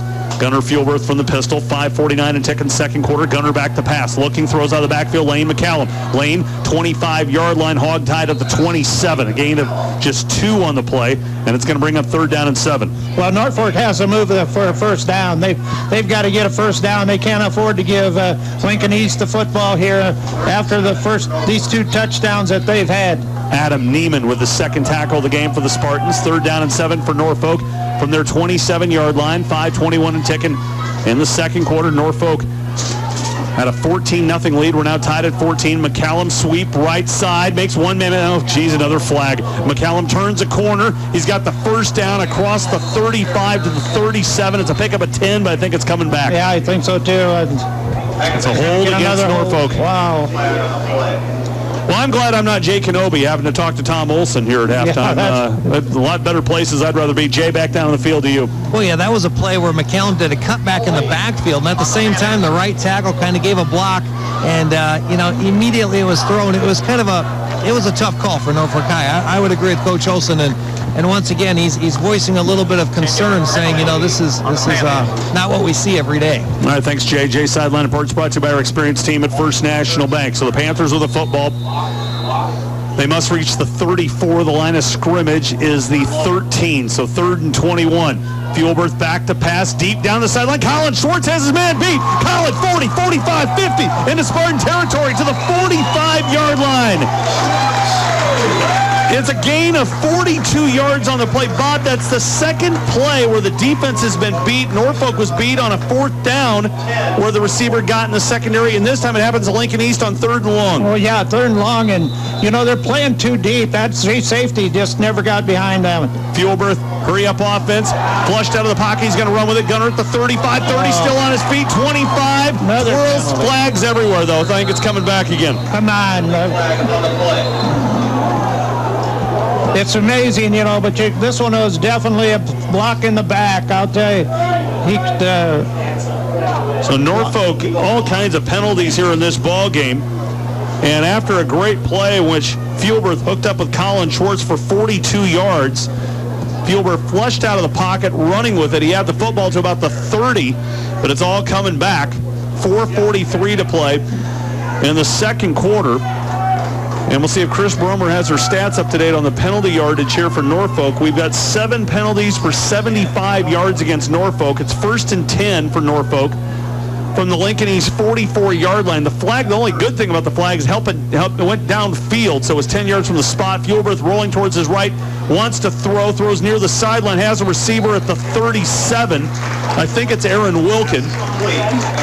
It is Wilkin. It's going to be a pickup of 6 yards on the play. Give him 7. It'll bring up 2nd and 3. Yeah, I think that's the first catch here tonight for Aaron Wilkin. He had 12 catches coming into this game and a touchdown. Actually, Aaron's second catch of the game. 2 catches, 22 yards. So 2nd down and 3 for the Panthers from the Lincoln East 37. 2 receivers, the left side of the formation, 2 to the right. Gunnar Fuelberth from the pistol, looking at a 4-man defensive line. Fuelberth pump fake, flushed out of the pocket again, rolling towards his right, throws near the sideline, has a receiver, Travis Larson. Larson at the 32. Pick up a 5 on the play and a first down. Yeah, Fuelberth's really mixing the ball up now. He's throwing to all 4 of those receivers on the right side and the left side, so it's going to be tough for Lincoln East to handle all these receivers out here. Gunnar Fuelberth, 10 to 12, 116 yards and a touchdown. He's been picked off once. Gunnar throwing deep down the sideline. Look at Colin Schwartz, got his man beat. Colin, leaping catch, one-handed catch at the 4-yard line. What a catch by Colin. A gain of 28. Yeah, I'll tell you, that defensive guy was beat all the way as Schwartz went down there deep and caught the ball, leaped up and got it, and if he wouldn't have fell down, he'd have had a touchdown. Colin Schwartz, 3 catches, 75 yards here in the early going. The Panthers in business. 1st and goal from the 4 there on the Spartan driveway. Lane McCallum, the ball carry between his left guard and left tackle. Gets to the 1 to pick up a 3. It'll bring up 2nd down and goal. Yeah, that was a nice run by him over left guard, and that left tackle and the left guard really did a nice job opening that hole and getting him to the 1-yard line. Got a Lincoln East Spartan player shaken up. It is defensive lineman Chris Walker. So substitutions made here by the Spartans. It's second down and goal. The football is at the 1-yard line. 4:11 to play in the first half. Again, Norfolk and Lincoln East tied at 14. Again, Jay Kenobi will get a word with Panther coach Tom Olson at the end of the second quarter, and then he'll catch up with John Gingery of Lincoln East before the third quarter. Gunnar Fieldberg takes a snap. Josh Taylor right side of the offensive line. Josh fights off one tackle, gets to the 1. Josh Taylor, the ball carrier. And give him a half-yard on the play. It's going to bring up third down and goal. Well, Norfolk always comes out with a wide receivers and sometimes a slot, then sometimes 3. And that time they out of the pistol formation, they gave off right side for about a half-yard. So third down and goal from the 1-yard line. 3 receivers to the right, a receiver to the left, pistol. And Josh Taylor, the ball carrier again, near the goal line. No signal yet. I think he's going to be shy of the goal line. And the Panthers are going to have it 4th and goal. Jay Kenobi, down on the field to you. Yeah, he's going to be about 1.5 yards short. He just couldn't backspin out of that. He got held up, and then he tried to spin, and there was just too many Lincoln East defenders there. But very good. There's going to be a field goal here coming up. Well, the Panthers, I would have a hard time seeing them go for they are going to go for a field goal. They want points out of it. So they're going to go for a field goal here. It's going to be an 18-yard field goal try. Gunnar Fuelbert the hold. And Lane McCallum, straight on shot here. Fuelberth awaits a snap. There it is. They're going to run a fake. Fuelberth, the option left side, keeps it near the goal line, and he is brought down at the 1. Wow. The Panthers go for a fake field goal.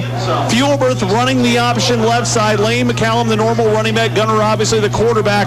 And Lincoln East is able to stop him at the 2. A loss of 1. Lincoln East will start in the shadow of their own end zone. That ought to really upset the Norfolk Panther offense. That time they had 4 downs within the 5-yard line, and they couldn't get in for a touchdown. Still trying to confirm the tackle for Lincoln East on that.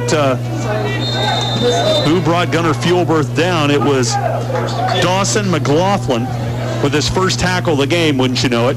2:53 to go, second quarter. Norfolk and Lincoln East knotted at 14. Carson Walters from the pistol, hands it off, right side of the offensive line. Jack Cobb. Cobb across the 5 to the 7. And it's a gain of 5 yards on the play. It'll bring up second down and 5. Jay Kenobi back down the field to you. Well, this is a time when you have to challenge the maturity of this experienced Norfolk High team. You need to say, settle in, guys. Just keep your focus. We know we're a talented team. You know, nothing is over here. It's still in the second quarter. And I think that's what Coach Olson's thinking right now is, you know, we just got to settle down because we'll make the plays in the end. We're just going to get too emotionally caught up in this. Well, one thing Lincoln East has done, they've moved everybody toe-to-toe in their front 5, and they're able to move Norfolk out of there and make some yardage. Carson Walters hands it off again. Nathan Netz, left side of the offensive line. He's across the 10 to the 11, and it is going to be a gain of 3 yards on the play. It's going to bring up third down and 2. 2:04 and ticking here, second quarter. Norfolk and Lincoln East tied at 14. Yeah, this is a defense that they've got to have a stop here and not allow a first down. But Lincoln East, they've just pushed their front 5 almost toe-to-toe, and they're just bulldozing out their way through. So I look for them to run off the right side. Carson Walters from the pistol. A receiver to the left, a receiver to the right. Walters low snap, manages to hand it off to Jack Cobb. Cobb has stood up at the line of scrimmage. They're going to mark him at the 11. I think he's going to be shy of a first down by about 1 yard. If I'm Tom Olson, you might want to call a timeout here. He will. With 1:27 to play in the second quarter, Norfolk and Lincoln East tied at 14. 4th down and 1 coming up for Lincoln East, most likely a punt formation. We'll take a break, and we'll be back in a moment. Read the Norfolk Daily News for complete sports coverage in Northeast Nebraska. Contact the Norfolk Daily News Circulation Department to start receiving the latest news and sports at your doorstep daily. The Norfolk Daily News. Your news, your way. Zobek Oil and Propane is committed to serving you, the customer, with the best service and the best products for all your petroleum and propane needs. Contact Zobek Oil and Propane in Norfolk.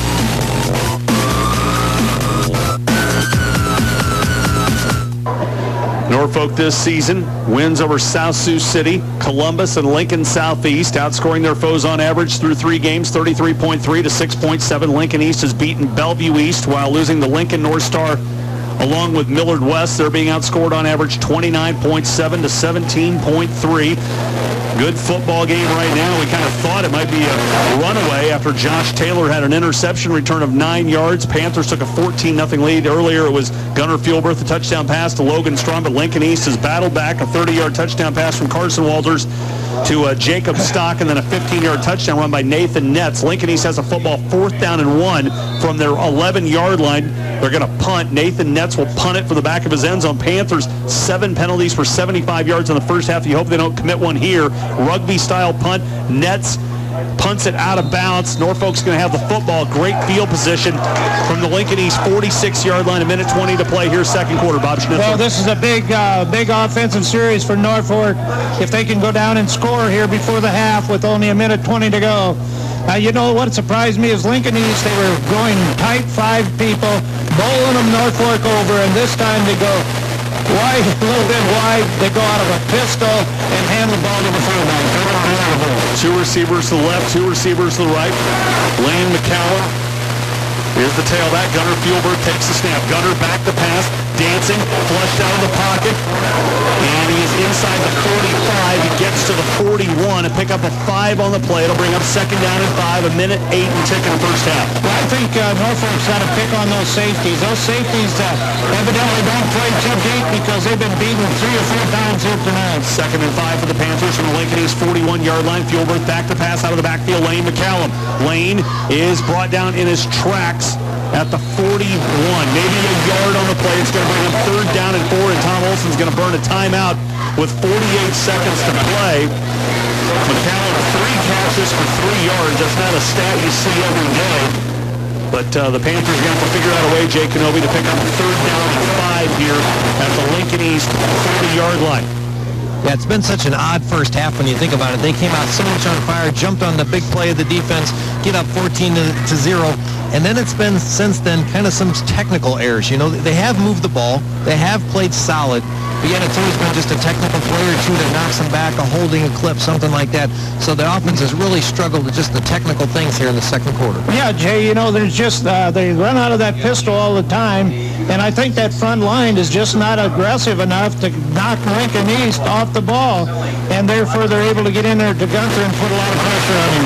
All right, third down and 4. They're going to call it for the Panthers. Lincoln East 40-yard line, 48 seconds to play. In the second quarter, again, Lincoln East and Norfolk tied at 14. Again, coming up at halftime, we'll have the Bortland Auto Sales halftime show. Jay Kenobi will get a word with Tom Olson. We'll have an interview with Norfolk High boys tennis coach Kelly Kruger, and then Jay will get a word with Lincoln East coach John Gingrich before the start of the second half. Gunnar Fuelberg for the pistol. 2 receivers to the right, a receiver to the left. Fuelberg takes a snap, back to pass, has some time, looking, throws deep across the middle, has a receiver. It's Aaron Wilkin. Wilkin inside the 30, inside the 25, to the 22-yard line to pick up of 18 yards and a first down. Yeah, Wilkin came off the right side, did a nice job, went down 10 yards, then cut across the middle and caught the ball on the left side. A hash mark here. On tackle for Lincoln East is Jack Cobb, combining with Jared Vogt. Fuelberg back to pass, looking deep, corner of the end zone. Schwartz, it is incomplete. Double coverage, and the help defense, Drake Beckner, the strong safety, showed up at the last minute and broke it up. 33 seconds to go, second quarter. And it's going to be second down and 10 for the Panthers from the Lincoln East 22. Well, yeah, that time it looked like they're coming on the left side through for the end zone. It looked like it was going to be intercepted. Lincoln East had a lot of defensive football players back there in that zone on defense. Gunnar Fuelberg looking at the sideline for what they want to do. 2 receivers to the left side of the formation. Receiver to the right, ball in the near hash mark. Panthers right to left on your radio. Fuelberg back to pass. Cross the middle. It is incomplete. Again, too tall. Intended for Aaron Wilkin. Wilkin was in the clear. That's the second pass that Gunner's had where he overthrew an open receiver. The first one was picked off and set up a touchdown for Lincoln East, but he had a receiver open there. Instead, it's third down and 10 for the Panthers from the Lincoln East 22. 27 seconds to go here in the second quarter. Well, I tell you, if they'd run that same play and let their big tight end, 87, come down and across to the left here, Lincoln East had nobody guarding them. Bob speaks of Logan Strom. A timeout has been taken. 27 seconds to go, second quarter. Norfolk and Lincoln East tied at 14 on the Pizza Hut scoreboard. Back in a moment. It's Sonic, America's drive-in. Whether to celebrate sweet victory or to ease defeat, Sonic is there for you with a frozen favorite, food, or a drink. The ultimate drink stop, Sonic in Norfolk. Remember, drinks are always half price during happy hour every day from 2 to 4. At Midwest Bank, one of their top priorities is supporting local schools and activities in the communities they serve. When you're choosing who you can trust with your next home loan, commercial account, personal savings, or checking account, choose Midwest Bank. Service that builds relationships. Member FDIC. Tonight's game brought to you in part by First National Bank. Finances are their specialty at First National Bank, the official bank of Husker Nation, member FDIC. This contest also brought to you in part by Quality Transmission and Alignment, serving Norfolk for over 30 years at 1000 Benjamin Avenue in Norfolk. Norfolk and Lincoln East tied at 14. And we are inside a minute to play in the second quarter, 27 seconds to be exact. Big play here, 3rd and 10 for the Maroon and White from the Lincoln East 22-yard line. Fielberth back to pass, rolling towards his right, looking, steps up in the pocket, now being flushed towards his right, and he throws near the sideline. It is complete at the 8-yard line. It is complete to Logan Strom at the pickup of 14 yards and a first down, 19 seconds to go. Yeah, Logan Strong, I'll tell you what, for a guy 6'8", can make some dandy catches out there. That ball looked like it was going to be out of bounds, but he caught it and stayed in bounds. Gunnar Fielberth has thrown for 177 yards in this game. First and goal from the 8. Fielberth back to pass, flag flies in. Schwartz in the end zone's got it. Touchdown, Colin Schwartz, but there is a flag. Every time you turn around, there's a flag. There's a legal motion. Wow. Yeah. Legal motion against Norfolk. 8 penalties for 80 yards for Norfolk, and we're not even at halftime. Yeah, Jay Kenobi down on the field to you. Well, Colin Schwartz is definitely the go-to guy tonight. Again, on that route, he just has more speed than the defensive back, has a great job of separation, so he's a main target if they keep that same defensive back on him in the second half. Yeah, I think they want to put pressure on the outside because Lincoln East is really weak on the outside. So I look for another throw here to the left side. First and goal for the Panthers from the Lincoln East 13-yard line. 15 seconds to play. First half, 14 up. Norfolk and Lincoln East. Gunnar Fielberth from the pistol. A receiver to the left, a receiver to the right. Fielberth throws corner end zone. Schwartz again, another flag. That one's incomplete. What's that flag about at the goal line? That's going to be on the defense this time. There's a penalty flag. Most likely a pass interference against the defense, or it could be defensive holding. Referees get together to discuss it. Still no official signal from the referee. It's a pass interference against Lincoln East with 9 seconds to go. I think if you're a defender and you know you're beat, you might as well. Yeah, I mean, it's either give up the touchdown here with under 10 seconds to play or, suffer the consequences of that being a touchdown. So the penalty against Lincoln East, they're going to march the football to the 7-yard line. So Norfolk with the football, first and goal from the 7. Maybe 2 plays you run here depending on how quickly this first play develops. Gunnar Fielberth from the pistol. 2 receivers to the left, 2 receivers to the right. Referee about set to allow the center to snap it. Now we're ready. Snap to Fielberth. Looking, throws, end zone. It is incomplete. Another flag. 6 seconds to go. And it's another pass interference, or is it defensive holding? It's going to be one of the two. We know it's against Lincoln East. Yeah, we know that. It's all these penalties here in the first half against first Norfolk. Now they're going against Lincoln East. At this rate, our statistician Christine Bromer is going to have carpal tunnel from writing all these penalties. Oh, it's against Norfolk. Wow. 12 men on the field. Man down on the Panthers. 6 seconds to play. The referees will move the football back to, I'm guessing, the 12-yard line. Well, I thought it was another pass interference. It was on the far side of the field. No one would have been coming in from the Norfolk sidelines. And it's 12 men on the field. They're going to march it to the 22. It's a 10-yard infraction rather than 5. So 6 seconds to go. The Panthers have 1 shot to throw in the end zone, or you're going to have to settle for a field goal. Well, I'd go to Swartz. I'll tell you, right down here on the left side, I'd go right on in. He's beating that corner. 4 receivers set. Gunnar Fielberth from the pistol. Schwartz is the wide out to the near side of the field. Fuelberth back to pass, looking pump fake, and he spins out of the pocket. He's got to throw to the end zone now. He has no time for a field goal. Fuelberth is still on his feet, and he is still fighting inside the 15. He's brought down at the 12. The Panthers get nothing out of it. 9 yards. They get no points out of it. We're tied at 14. Beckner, one of the tacklers. And the Panthers, who looked so good to start off with, fall flat in the second quarter, and we're tied at 14, Bob. Yeah, what a disappointing second quarter this has been for the Norfolk offense. You know, defensively they played pretty decent. They did give up 2 touchdowns, but if you're going to give the Lincoln East the ball all the time and the way they can throw the football, they're going to score some touchdowns. Norfolk led this game 14-0. Gunnar Fuelberth a touchdown pass to Logan Strom, and then Josh Taylor had an interception return for a score. Norfolk led 14-0 in this ball game after 1 quarter, and the Lincoln East has scored 2 touchdowns. I believe the Panthers' penalties is 9 penalties for 90 yards, and we are at halftime. And then, penalties here on the final drive, and the Panthers go for 1 shot at the end zone, unable to have that opportunity, can't get a field goal, get no points out of it. So a frustrated Tom Olson right now down on the field with Jay Kenobi. Jay? Coach Olson, a great start, up 14-0. Defense made a big play. Offense, he had a couple nice drives. And then it seemed like some technical things happened there in that second quarter, just couldn't stop the flags. Yeah, a lot of penalties. I don't know what else to say about it. It's a lot of penalties, One of those talks at halftime about maturity and experience that your team has, or how do you handle it? Well, yeah, you have to talk to them about the fact that this game is we're taking this game away from ourselves. We're the ones being penalized. We have to stop doing things that are being penalized, and that's what you have to talk to them about. I felt like this game was kind of in our hands, and then we just kind of let it get away from us. All right, thanks for your time, Coach. Yeah, thanks. That is Jay Kenobi down on the field with Norfolk football coach Tom Olson. We are at halftime where the Pizza Hut scoreboard reads Norfolk 14, Lincoln East 14. Jay will get a word with Lincoln East coach John Gingery before the start of the third quarter. When we come back, we'll talk with Norfolk High boys tennis coach Kelly Kruger. Back in a moment.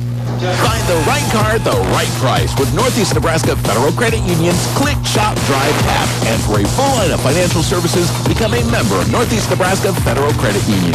Visit nnfcu.com for more information. Custom Sports of Norfolk, the official apparel provider for the NSAA, can create just about any apparel item for your team or group with personalized screen printing and embroidery. Get the competitive edge at Custom Sports, 2505 South 13th Street, Norfolk, or CustomSportsCo.com. You're listening to High School Sports on Northeast Nebraska's True Country. 106 Kicks, KQKX, Norfolk. After practice or before the game, when it comes to value menus, you can't top BK's. Check out the Key Deals value menu starting at just $1 at either Burger King location on Benjamin Avenue or 13th. For breakfast, lunch, or dinner, have it your way at Burger King. Cornhusker Auto Center, Cornhusker Nissan, and Cornhusker Pre-Owned Superstore are names you've come to trust for over 25 years. See them first for sales and leasing of newer pre-owned vehicles and your service and parts needs.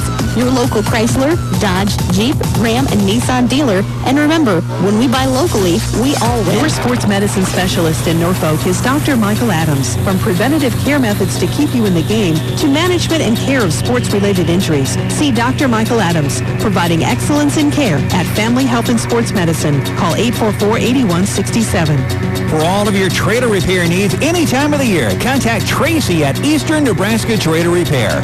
Also ask about grain hoppers for rent, long or short term, at Eastern Nebraska Trailer Repair, 1212 South Pine Industrial Road in Norfolk. Stop into Midwest Meats and Fish in the Hub in Norfolk. Tell Dan what you're looking for, and he'll help you find the best meat, seafood, and specialty items in the area, including steaks, ribs, brats, crab legs, and more. Be ready for company or to feed the family with quality meat and seafood dishes. Midwest Meats and Fish in the Hub, Norfolk. Call Western Office Technologies and upgrade your old copier and printer to a new Sharp multifunction system. Sharp multifunction copiers feature low-cost operation and award-winning dependability. You can't go wrong with Sharp equipment from Western Office Technologies in Norfolk, Yankton, and O'Neill. Pizza Hut has everyone's favorites. Pizza, pasta, wings, and more. You'll find something everyone will love at Pizza Hut. If it's burning hot wings or a stuffed crust supreme pizza. The perfect stop before or after the game. Pizza Hut. Now you're eating. For complete automotive maintenance and repair, trust your vehicles to Ritter Repair of Norfolk. They're experienced in both gas and diesel engine repair and use AC Delco parts. Call the guys who care at Ritter Repair, 600 Sherwood Road in Norfolk. For all your lawn care needs, give Lawnco Lawn and Tree Care a call. Their dependable professional service will give you the results you want to see. Give Lawnco a call at 379-0506 or outside Norfolk 800-346-0506. More than 800 independent retailers in the Affiliated Foods Midwest Cooperative deliver high-quality foods at affordable prices.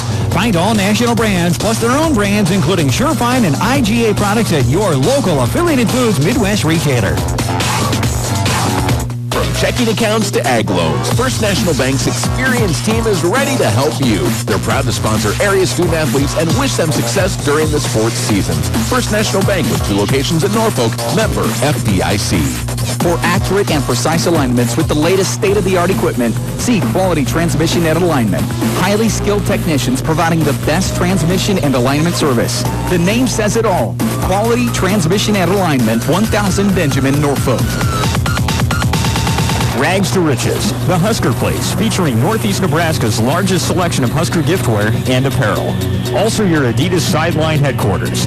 If it says Huskers, it can be found at Rags to Riches at the Sunset Plaza, Norfolk. Jerry Sinclair has been growing for over 40 years to better serve customers. From the Sinclair gas station, convenience store, and expanded Jerry Service Center on Michigan Avenue, they can handle all your automotive repairs, including exhaust, engine overhauls, and more. Sports at 106 Kicks. We're currently at halftime between Norfolk High and Lincoln East. And join me now via phone line is Norfolk High boys tennis coach Kelly Kruger. Coach, I appreciate a few moments of your time this evening. Well, thanks for having me on tonight, Joe. Well, you competed yesterday at the Millard North Invite. You placed 9 out of the 10-team competition. Micah Gardner, Noe Garza, and the doubles team of Clay Carter and Parker Hansen all went 1 and 4. Jacob Albrecht, Cutter Anderson went 2 and 3.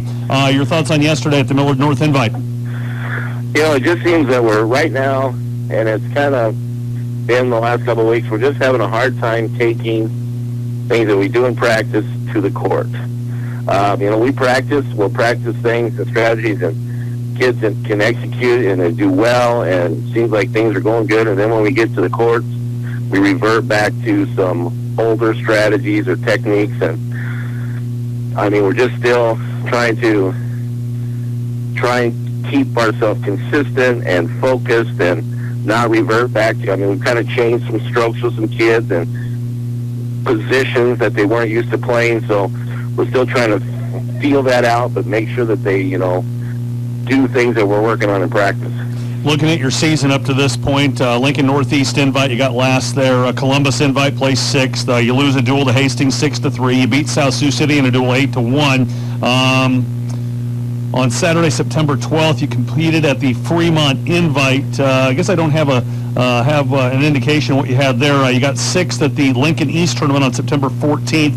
You lose a duel to Columbus 7-2. 9th at the Millard North Invite. Your thoughts on the season up to this point? You know, if we focus strictly on results, it wouldn't look like we're being very successful. But even at the beginning of the year, the boys and I, when one of our goals was we weren't going to necessarily focus the first half of the year on results. We were going to focus on improving some things that we didn't do well last year. And like I said, that's kind of the things we've been working on in practice. And I am seeing improvement in practice, but we have to be able to take it to the courts in competition. And that's still the work in progress. I thought we had kind of made the turn last Saturday in Fremont, and then with our duel and in Lincoln East, because I was definitely seeing some of that stuff, but I kind of felt like we took a step back yesterday. You know, a lot of these kids are still learning the game, and they see a name like Omaha West Side, and immediately it's like, oh, you know, it's going to be a difficult match. And it's like, I just tell them, you know, you can't focus on who cares what the school is. Just go out and play and do the things that we're working on, and the results will speak for themselves. Again, Norfolk boys tennis coach Kelly Kruger here with me at halftime of the Norfolk High Lincoln East game. Again, the Panthers coming off a 9th place finish at the Millard North Invitational yesterday.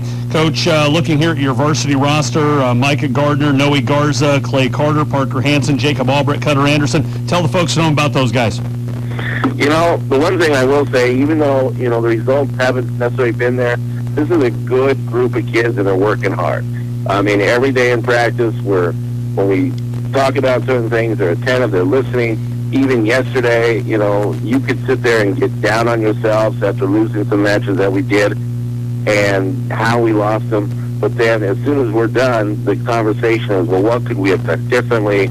What can we do differently in practice that will not allow that to happen? So, I mean, regardless of the results, they're not getting down on themselves. They're asking questions. They want to get better. So I know that I'm not worried about having that effort in practice and at least the desire to get better. Coach, looking here at the remainder of your schedule, next Monday, this upcoming Monday, you compete in the Papillion La Vista Invitational. You got the Hastings invite, home duel against Fremont, Greater Nebraska Athletic Conference Tournament. That's at Kearney. You got a road duel at Kearney again, at Columbus for a duel, home against Grand Island for a duel, and then the state tournament mid-October. How difficult is the remainder of your schedule? I can say starting on Monday, the Papillion invites, there's 24 teams there. It is really a miniature state tournament. We have some of the best schools in Class A, and then we actually have probably the top 4 or 5 teams in Class B that are at this tournament. So, that really kind of lets you know how you stack up. It's run in a bracket format, and that's the only tournament we go to all year that's done that. Everything else is pools or round robins. So, and then like the rest of our schedule, I mean, yeah, when you talk about Greater Nebraska Athletic Conference, we're going to see Kearney 2 or 3 times. Dueling Grand Island's always a formidable opponent. Fremont has improved the last couple of years. So, we've got some difficult teams to deal with, but I mean, those are the kind of teams that we need to be able to compete with to actually have some chance at, like, possibly, winning a match or 2 at state. So I think those are the kind of teams that are going to help us get better. All right, well, Coach Kruger, wish you the best of luck here on Monday at the Papillion La Vista Invitational. It was a pleasure to talk to you today. Hey, well, thanks for having me on tonight, Joe. That was Norfolk High boys tennis coach Kelly Kruger here with me at halftime of the Norfolk-Lincoln East game. We'll take a break. We'll be back with more after this. Tired of living with pain? Community Rehab Physical Therapy in Norfolk has a solution to stop the pain and prevent it from returning. Community Rehab Physical Therapy also has locations in Fremont, Sioux City, and Omaha. Find more information at communityrehabpt.com. Sept Petroleum in Norfolk is proud of all the area athletes competing this year. Train hard and play fair, and you'll be ready for all life throws at you. To learn more about Sept team values, visit septbros.net/corporate. For over 40 years, Norfolk Transmission has been servicing and repairing transmissions, torque converters, clutches, and exhaust systems. Find out about 6-year, million-mile warranties from the ATRA-certified experts at Norfolk Transmission and Exhaust Pros. See them on the web at norfolktransmission.com. The Red Phone Book, serving Northeast Nebraska for over 30 years, is the most used and respected phone book with detailed Yellow Pages business. Information, cell numbers, mobile apps, and websites. Building a future for the Red Phone Books for many years to come. Find the right car at the right price with Northeast Nebraska Federal Credit Union's Click, Shop, Drive app. And for a full line of financial services, become a member of Northeast Nebraska Federal Credit Union. Visit nnfcu.com for more information. Custom Sports of Norfolk, the official apparel provider for the NSAA, can create just about any apparel item for your team or group with personalized screen printing and embroidery. Get the competitive edge at Custom Sports, 2505 South 13th Street, Norfolk, or CustomSportsCo.com. After practice or before the game, when it comes to value menus, you can't top BK's. Check out the King Deals value menu starting at just $1 at either Burger King location on Benjamin Avenue or 13th. For breakfast, lunch, or dinner, have it your way at Burger King. Cornhusker Auto Center, Cornhusker Nissan, and Cornhusker Pre-Owned Superstore are names you've come to trust for over 25 years. See them first for sales and leasing of newer pre-owned vehicles and your service and parts needs. Your local Chrysler, Dodge, Jeep, Ram, and Nissan dealer. And remember, when we buy locally, we all win. Your sports medicine specialist in Norfolk is Dr. Michael Adams. From preventative care methods to keep you in the game to management and care of sports-related injuries, see Dr. Michael Adams, providing excellence in care at Family Health Health and Sports Medicine. Call 844-8167. For all of your trailer repair needs any time of the year, contact Tracy at Eastern Nebraska Trailer Repair. Also ask about grain hoppers for rent, long or short term, at Eastern Nebraska Trailer Repair, 1212 South Pine Industrial Road in Norfolk. Pizza Hut has everyone's favorites. Pizza, pasta, wings, and more. You'll find something everyone will love at Pizza Hut. If it's burning hot wings or a stuffed crust supreme pizza, the perfect stop before or after the game. Pizza Hut. Now you're eating. For complete automotive maintenance and repair, trust your vehicles to Ritter Repair of Norfolk. They're experienced in both gas and diesel engine repair and use AC Delco parts.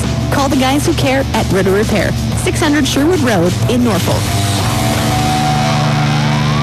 For all your lawn care needs, give Lawnco Lawn and Tree Care a call. Their dependable professional service will give you the results you want to see.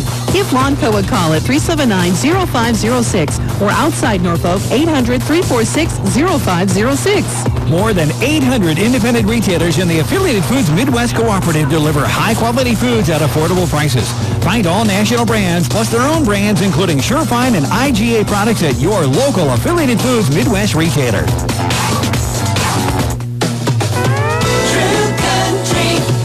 Here's the true forecast from the Weather Eye Weather Center. Partly cloudy skies tonight with a low of 45 degrees and winds out of the north at 5 to 10. Sunshine on Saturday with a high temperature of 69 degrees and west winds at 5 to 10. On Sunday, we'll see partly cloudy skies with a high temperature of 76 degrees. In the Weather Eye Weather Center, powered by weatherology.com, I'm meteorologist Ray Miller on 106 Kicks. Right now, it's 61. Welcome back, everybody, to Norfolk's Veterans Memorial Field. We are at halftime where Norfolk High and Lincoln East are tied at 14. You're listening to the Borgman Auto Sales halftime show. Need a new ride? Borgman Auto Sales has quality used vehicles at fair prices. Stop by 13th and Norfolk Avenue. Let's take a look here at the first half statistics for the visiting Lincoln East Spartans. They have 94 yards of total offense. They have 48 on the ground, 46 through the air. Carson Walters, 11 carries, 13 yards. Jack Cobb, 5 carries, no yards. Nathan Netz, 4 carries for 40 yards and a touchdown. Through the air, Walters is 3 of 8 for 46 yards, a touchdown, and 2 interceptions. Jacob Stock caught a 30-yard touchdown pass. Jared Vogt has a 5-yard reception, and Adam Neiman has an 11-yard reception. 94 yards of total offense for Lincoln East in the first half. For the Norfolk Panthers, they have 220 yards of total offense. On the ground, they have 43, 177 through the air. Lane McCallum, 7 carries, 28 yards. Gunnar Fieldberth, 5 carries, 14 yards. Josh Taylor, 3 carries, 1 yard. Through the air, Gunnar Fieldberth is 14 of 18 for 177 yards, a touchdown, and an interception. Colin Schwartz has caught 3 balls for 75 yards. Aaron Wilkin has caught 3 passes for 40 yards. Lane McCallum has caught 3 balls for 3 yards.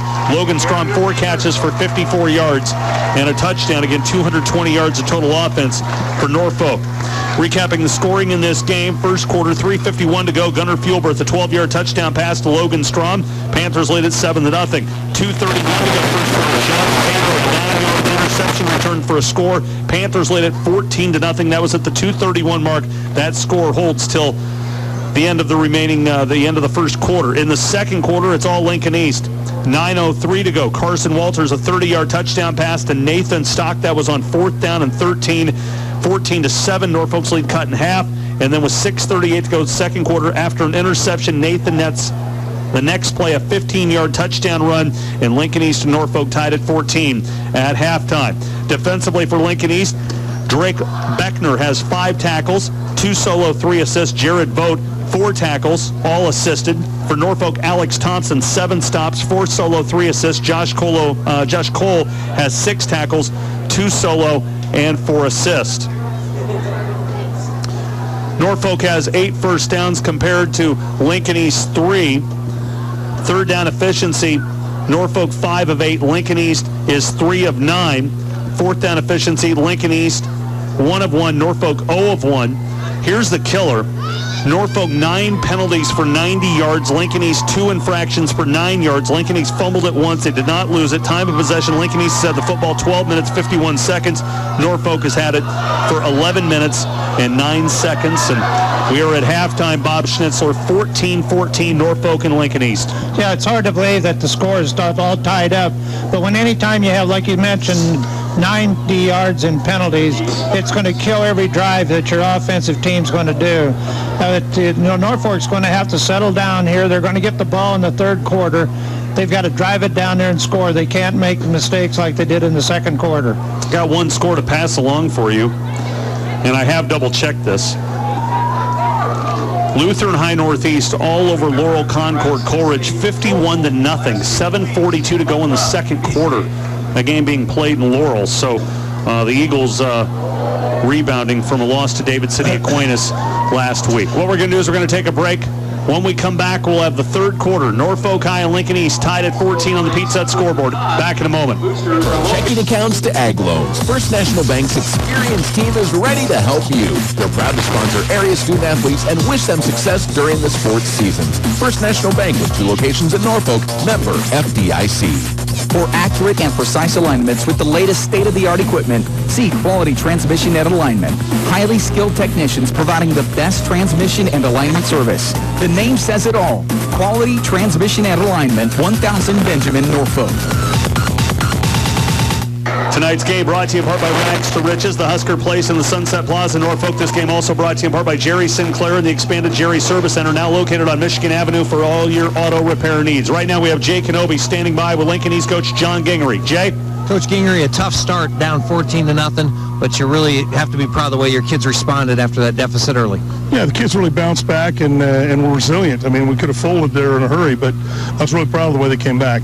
What is it offensively that's just made it happen in that second quarter like that? Is it the cutbacks? Is it the individual plays, schemes? What just happened so well the second quarter? Well, I'll tell you, I think our blocking up front made a big difference, and the way we were reading the blocks was better. So we were able to put a few of those things together, put some pressure on them a little bit on defense so they couldn't blitz us all the time, and I was able to make things a little bit easier for us on offense. Thanks for your time, Coach.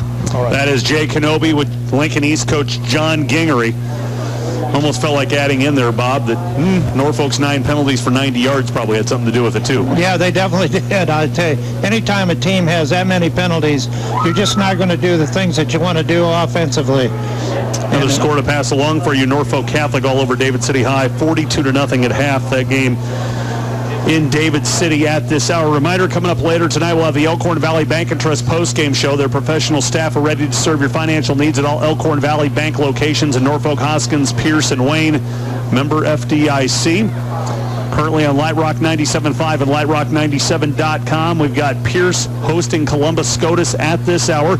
And on News Talk WJAG 105.9 FM, Kansas City Royals baseball visiting the Detroit Tigers. All right, Bob.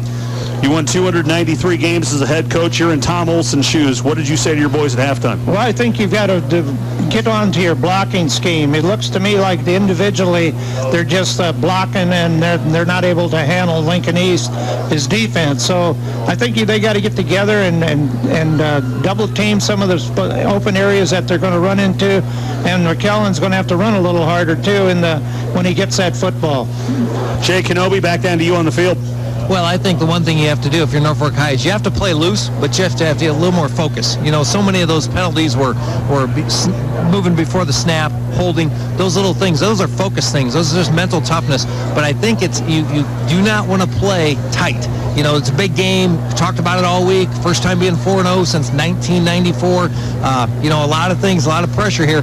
These kids got to learn to use their athleticism and not play too tight. You know, the odd thing I'm struggling with is Lincoln East's first touchdown came on a 4th and 13, which turned into a 30-yard touchdown pass. And then the second touchdown they had is when Gunnar Fuelberth overthrew his receiver. And the next play of scrimmage was a touchdown run by Nathan Netz of 15 yards. So it's a Norfolk defense that had only given up 1 touchdown on their first-string defense coming into this ball game, and then to have a score, first play of scrimmage after the interception, and then the 4th down and long pass play that gets behind the secondary, and yeah, geez, you know, and Norfolk coming up with big plays to have it brought back by a penalty. It's not only the penalties, 9 penalties for 90 yards, but the penalties are happening in the worst possible times for them to happen. Definitely happening at the worst times. And one thing I've noticed about on defense, they're jumping around a lot, and I don't know if that's by design or if they're just not knowing exactly how to cover Lincoln East's offense. I just think there's too much movement on the defense, and the linebackers got caught, especially on that 15-yard run off the right side there for a touchdown. Let's taking a look here at the Faith Regional Health Services Sports Medicine Fantasy Stats. Again, I took Gunnar Fuelberth of Norfolk. Jay chose the Norfolk High defense. Bob went with Lane McCallum. Chris chose Aaron Wilkin. And right now, Jay is in the lead with the Norfolk defense, 17 team points. I'm second with Gunnar Fuelberth, 13 team points. Third place, Bob Chris with Aaron Wilkins, 7 points. Bob right now in last with Lane McCallum, 5 points. Those are the statistics for our Faith Regional Health Services Sports Medicine Fantasy Stats here at halftime. We're about set to start the second half, and Lincoln East will kick off right to left on your radio. Back deep for Norfolk is the return team of Colin Schwartz, along with Tanner Loberg and Bryce Sovereign. And set to kick it away, John Brady. 12 minutes up on the clock. Norfolk and Lincoln East tied at 14. Brady on the approach, left foot to ball, and it's a short kick, end over end. It's going to take a hop at the 20-yard line and scooped up by Norfolk's Colin Schwartz at the 24, and he's brought down right there at the 24. So Norfolk will start there, moving left to right on your radio, tied at 14 with Lincoln East, Bob. Well, they definitely need to do something on this offense. You just come out of halftime, they've talked about everything that the Lincoln East is doing, and now they got to come in out here and perform on the field. And this time I think they're going to come out and settle down and look for them to throw the short pass down and out and make the ball go for first down. Two receivers to the left, a receiver to the right. Gunnar Fuelberth from the pistol, looking at a 5-man defensive line, and Gunner's going to hand it off Lane McCallum. Lane makes a 1-man miss and brought down at the 26. He ran a counter, and if he would have beat that last guy, he had a lot of green in front of him. Yeah, he did. He had a lot of green. I think he was running a little bit too much sideways instead of taking the guy on and get the yardage that you can get. 3 yards on the carry for McCallum. 8 carries, 31 yards. Second down and 7 for the Panthers from their 27-yard line. 3 receivers left side of the formation, a receiver to the right. McCallum once again looking at a 4-man rush coming at him. McCallum back to pass, flushed out of the pocket, rolling towards his left, can run or throws near the sidelines. It is complete to Aaron Wilkin, but I think Wilkin might have lost a yard on that catch. So again, Norfolk's short yard passing, and that one ends up being a -1, and it's going to bring up -2, I beg your pardon. It's going to bring up third down and 9. Well, Norfolk's offensive line they just can't handle that outside man on Lincoln East defense. They've got to get him stopped so he can't get across and get at Gunner. So third down and 9 coming up for the Panthers. The line of scrimmage is their 25-yard line. 2 receivers to the right, a receiver to the left. Gunnar Fuelberth from the pistol. Back to pass, looking, throws down the sideline. Colin Schwartz, it's off his fingertips, incomplete. Colin has been eating that quarterback sandwich all day, and that ball went right off his fingertips out of bounds, and it's going to bring up fourth down. The Panthers forced to punt. Yeah, if that had been a half a yard longer on the run or a half a yard longer, shorter on the pass, well, it'd have been a touchdown. So Austin Papstein back in punt formation, standing in his 10-yard line. Back deep for Lincoln East is Jared Vogt and Brandon Goodyear. Papstein awaits the snap. There it is. Right foot to ball. Nice punt. Downfield, takes a hop at the Lincoln East 43-yard line. Scooped up Jared Vogt, manages to make the first man miss, and Vogt is going to be brought down at his 46-yard line. So pretty good field position here for the white and blue. Jay Kenobi on their first drive of the second half. Well, it was a drive that, obviously didn't work out well for Norfolk High, but they need to establish the run. You know, Bob's talked about it. They went to McCallum early. They've got to establish the run, and then they need to get Gunner out on the perimeter, because you're right. When he sits back there right directly behind the center, there's a lot of penetration by the defense. I look for them to roll Gunner out. All right, thanks, JJ. Sideline Reports brought to you by our experienced team at First National Bank. And it's first down and 10 for the Panthers, or first down and 10 for Lincoln East from their 47-yard line. They move right to left on your radio. Carson Walters takes a snap, option right side, a pitch to Jack Cobb, fumble, and the ball rolls out of bounds. So that play does not work for Lincoln East. It's going to be second down and long coming up, Bob. Norfolk really did a nice job there with spreading, making that play go to the outside and make the quarterback pitch right off the line of scrimmage. No gain on the play. And second down and 10 for the Spartans from their 47-yard line. 10:49 to go in the third quarter. Norfolk and Lincoln East tied at 14.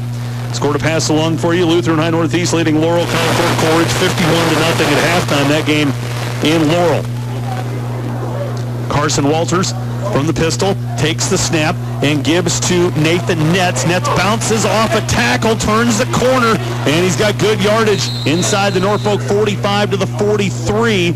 And that's a pickup of 9 yards on the play. He's going to be awfully close to a first down. They're going to give him the first down. Yeah, Norfolk had him for a loss back there, but Netz really did a good job of adjusting his run and going constantly to the left, and outrun the Norfolk for a first down. Nathan Netz, 5 carries, 50 yards, and a touchdown on that tackle. Bryce Sovereign, his 4th stop of the game, but the damage is done. The first down for Lincoln East, and they have the football at the Norfolk 42. Ball on the near hash mark. 2 receivers right side of the formation. A receiver to the left, Carson Walters from the pistol. Panthers will rush 5. Movement on the Lincoln East offensive line, and that'll push them back. And a sarcastic round of applause from the Norfolk faithful. Yeah, that was, just jumped even for no reason at all. He just took off, number 71, you did, on the left side. So Norfolk gets a 5-yard, free 5 yards. All right, so 1st and 15 for Lincoln East from the Norfolk 47-yard line. And the Spartans break the huddle. 2 receivers right side of the formation, a receiver to the left. Carson Walters, 5'11", 170-pound junior quarterback from the pistol. Panthers to rush 5. Walters back to pass, hit as he throws, and it is incomplete. Short hop, the intended receiver at the 39-yard line, which was Adam Neiman, and there was a Norfolk defender putting some heat on Walters. It was Lane McCallum who nearly ripped his head off. Well, I tell you, it wouldn't have been for McCallum, why Lincoln East had a wide receiver going open right down the sideline, but he had to rush his throw, and he threw short. Lincoln East won last year's meeting in Lincoln 26-9. Norfolk was 3-0 to start the season at that point as well. 2 receivers right side of the formation, a receiver to the left. Walters from the pistol, 2nd and 15 for the Panther. 47 with movement again on the Lincoln East offensive line, so it's the white and blue committing the penalties here in the 3rd quarter. Yeah, they're just they're going a whole count ahead of time, so evidently they're getting a little anxious out there to move that football. Lincoln East in the first half penalty-wise had 2 penalties for 9 yards. They already have 2 penalties for, I believe, 10 yards right now, if my math is right. So 2nd and 20 for Lincoln East, back at their own 48-yard line. We have 10:37 to go here, 3rd quarter. We're tied at 14. Norfolk, again, 3-0 on the season, trying to become the 12th team in Norfolk history to start 4-0, and that dates back to 1899, folks. 2 receivers right side of the formation, receiver to the left. Carson Walters, and he's going to hand it off that time. I believe that's Netz, the ball carrier. It is. Nathan Netz stacked up at the line of scrimmage, no gain. It'll bring up 3rd down and 20 for Lincoln East. Jay Kenobi, back down to you. Well, Coach Olson, you can see here after that first series, you don't see this a lot. He actually brought his whole line, the offense, started talking to him over on the sideline. So he needed a little more halftime. I think they're getting refocused. You could see him, a lot of interaction between him and his players, and coming up with a more solid game plan as this next series will begin here. All right, thanks, JJ. Sideline reports brought to you by our experienced team at First National Bank. Dominic Carr on the stop. 3rd and 20 for Lincoln East from their 48. And this is out of the backfield. Jack Cobb with the catch. Cobb is going to get maybe 6-7 yards on the play. Well shy of a first down. Line of scrimmage will be the Norfolk 47-yard line. A gain of 5. Lincoln East will be forced to punt. Yeah, Norfolk played a much better defense that time. They covered the outside. They forced the ball to the outside, and they had it well covered. And they were not able to run up the middle like they were in the 2nd quarter. Nathan Netz will punt the ball away from his 40-yard line. Back deep for Norfolk. Colin Schwartz standing at his 17. 9:55 to go in the 3rd quarter. Netz awaits a snap. There it is. Nearly had it blocked. Netz did a good job to not try to punt it high with that rush coming at him. Was just able to get away, and Norfolk, Colin Schwartz going to let it roll. It dies at the 13-yard line, so the Panthers will start at their 13. 9:44 to go, 3rd quarter, and we're tied at 14. A reminder, simulcast tonight, video streaming at internet streaming connection provided by Telebeat Wireless of Norfolk. 2 receivers left side of the formation, 2 to the right. Panthers led 14-0 after 1 quarter. Their offense has been silent since. Fuelberth from the pistol. Gunner takes a snap, and he's going to give to backup running back Caden Simmons, his first action of the game. Simmons to the 19 on the play. It's a gain of 6. Was there a fumble on the play? Lincoln East thinks they might have recovered it. Lincoln East is signaling they have it, but the referees disagree. So Simmons Gets 6 yards on the play. It'll bring up 2nd down and 4 for Norfolk. The line of scrimmage is their 19-yard line. Fuelberth is going to give to Simmons again, and he is drilled right at the line of scrimmage. No gain. It'll bring up 3rd down and 4. Yeah, those linemen up front, they've got to do a better job at opening up the holes because Lincoln East is just running a 4-3 defense with man on nose on each guard and defensive ends outside, and those linebackers really are playing C gap, so they've got to be able to make some yardage. 3rd down and 5, they call it for the Panthers. Fuelberth back to pass across the middle, finds Aaron Wilkin. Wilkin's got a 1st down as reaches the 27 on the play, a gain of 8, and the Panthers extend the drive. Yeah, that's what the Panthers have to do. They got to throw that short pass on the inside curl that time, and he got him for a 1st down. Gunnar Fuelberth thrown for 183 yards, a touchdown and an interception. Aaron Wilkin has caught 5 balls for 46 yards. 1st and 10 for the Panthers from the Lincoln East 27. Fuelberth wants to throw, flush out of the pocket, manages to make one man miss. Gunnar now rolls towards his right, throws deep downfield. It's Wilkin with the catch in Spartan territory to the 47-yard line. A gain of 26 on the play. Gunnar Fuelberth made Zach Hayes, the defensive end, miss, and Lincoln East pays for it. Yeah, and then Wilkin, he just kept his route, and waiting for a Gunnar to get himself unorganized, and then caught a nice pass off his right side. So the Panthers with a big play there, and this is a handoff. Nope, this is Fuelberth carrying the football rather than handing it off to Simmons, and Gunnar gets to the 40, a gain of 7, and it'll bring up 2nd and 3. Well, the Panthers are putting together a drive, and that's like they did in the 1st quarter, and they just got to keep it, and they no penalties here in the 3rd quarter, and that's the way they got to keep it if they can move that football down the field. Noah Makovica and Jack Cobb combine on that tackle, and officials timeout, 8:32 to play in the 3rd quarter. Norfolk and Lincoln East tied at 14. Jake Kenobi back down the field to you. Yeah, you can see here, this has been a good drive of mixing up the run and the pass. Obviously, the short passing game is kind of an extension of their running game. So nice job of mixing up by the offensive coordinator and good execution by the players to keep this drive going. And a Lincoln East player shaken up on the play. It might be a cramp.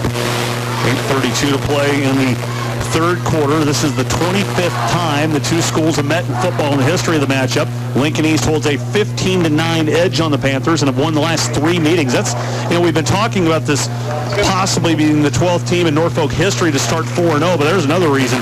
Norfolk, the last time they beat Lincoln East, Bob, October 9th, 2009, 27-6 in Norfolk. It's been 6 years. 6 years so the Panthers, they need this victory. They want to go 4-0, and they want to extend their streak here. We're ready to resume play here. 2nd down and 3 from Norfolk from the Lincoln East 40-yard line. 8:32 to go, 3rd quarter. Tied at 14. 2 receivers to left, 2 to the right. And off Caden Simmons into the interior of the Lincoln East line. He gets to the 36, a gain of 4. He's got the 1st down. Well, maybe depends on the spot. Jake Kenobi, how close to a 1st down is that? About a half-yard short. Okay, so it's going to be a gain of 3 for Simmons on the carry. He's going to be shy of a 1st down by about a yard.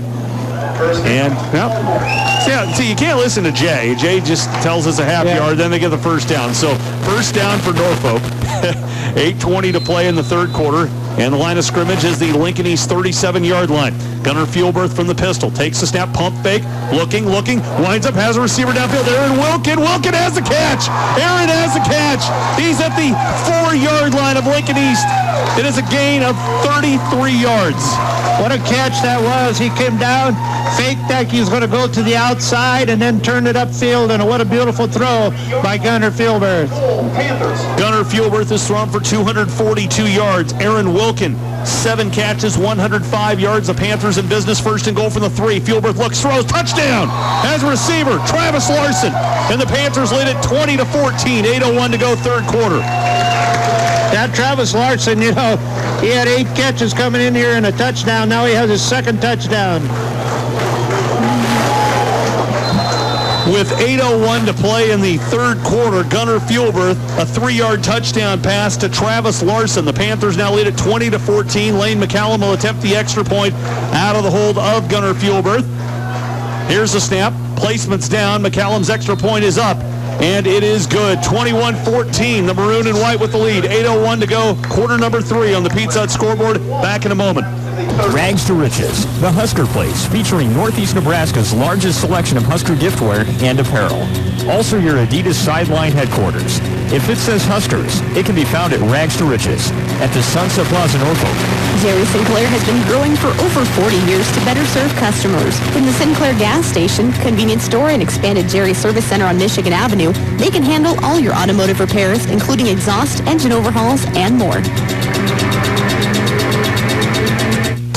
Earlier tonight, listen to the football pregame show on 106 Kicks, brought to you by Wayne State College, Western Office Technologies, and Stadium Sports. You heard from Tom Beamer of the Norfolk Daily News, Darren Suxdorf of Lutheran High Northeast, Lincoln East coach John Gingery, and Norfolk High's Tom Olson. Moments ago, the Panthers take a 21-14 lead on Lincoln East. Gunnar Fielberth, a 3-yard touchdown pass to Travis Larson, all set up by a 33-yard pass play from Fielberth to Wilkin. I think Simmons came in there and did a great job at that I-back spot.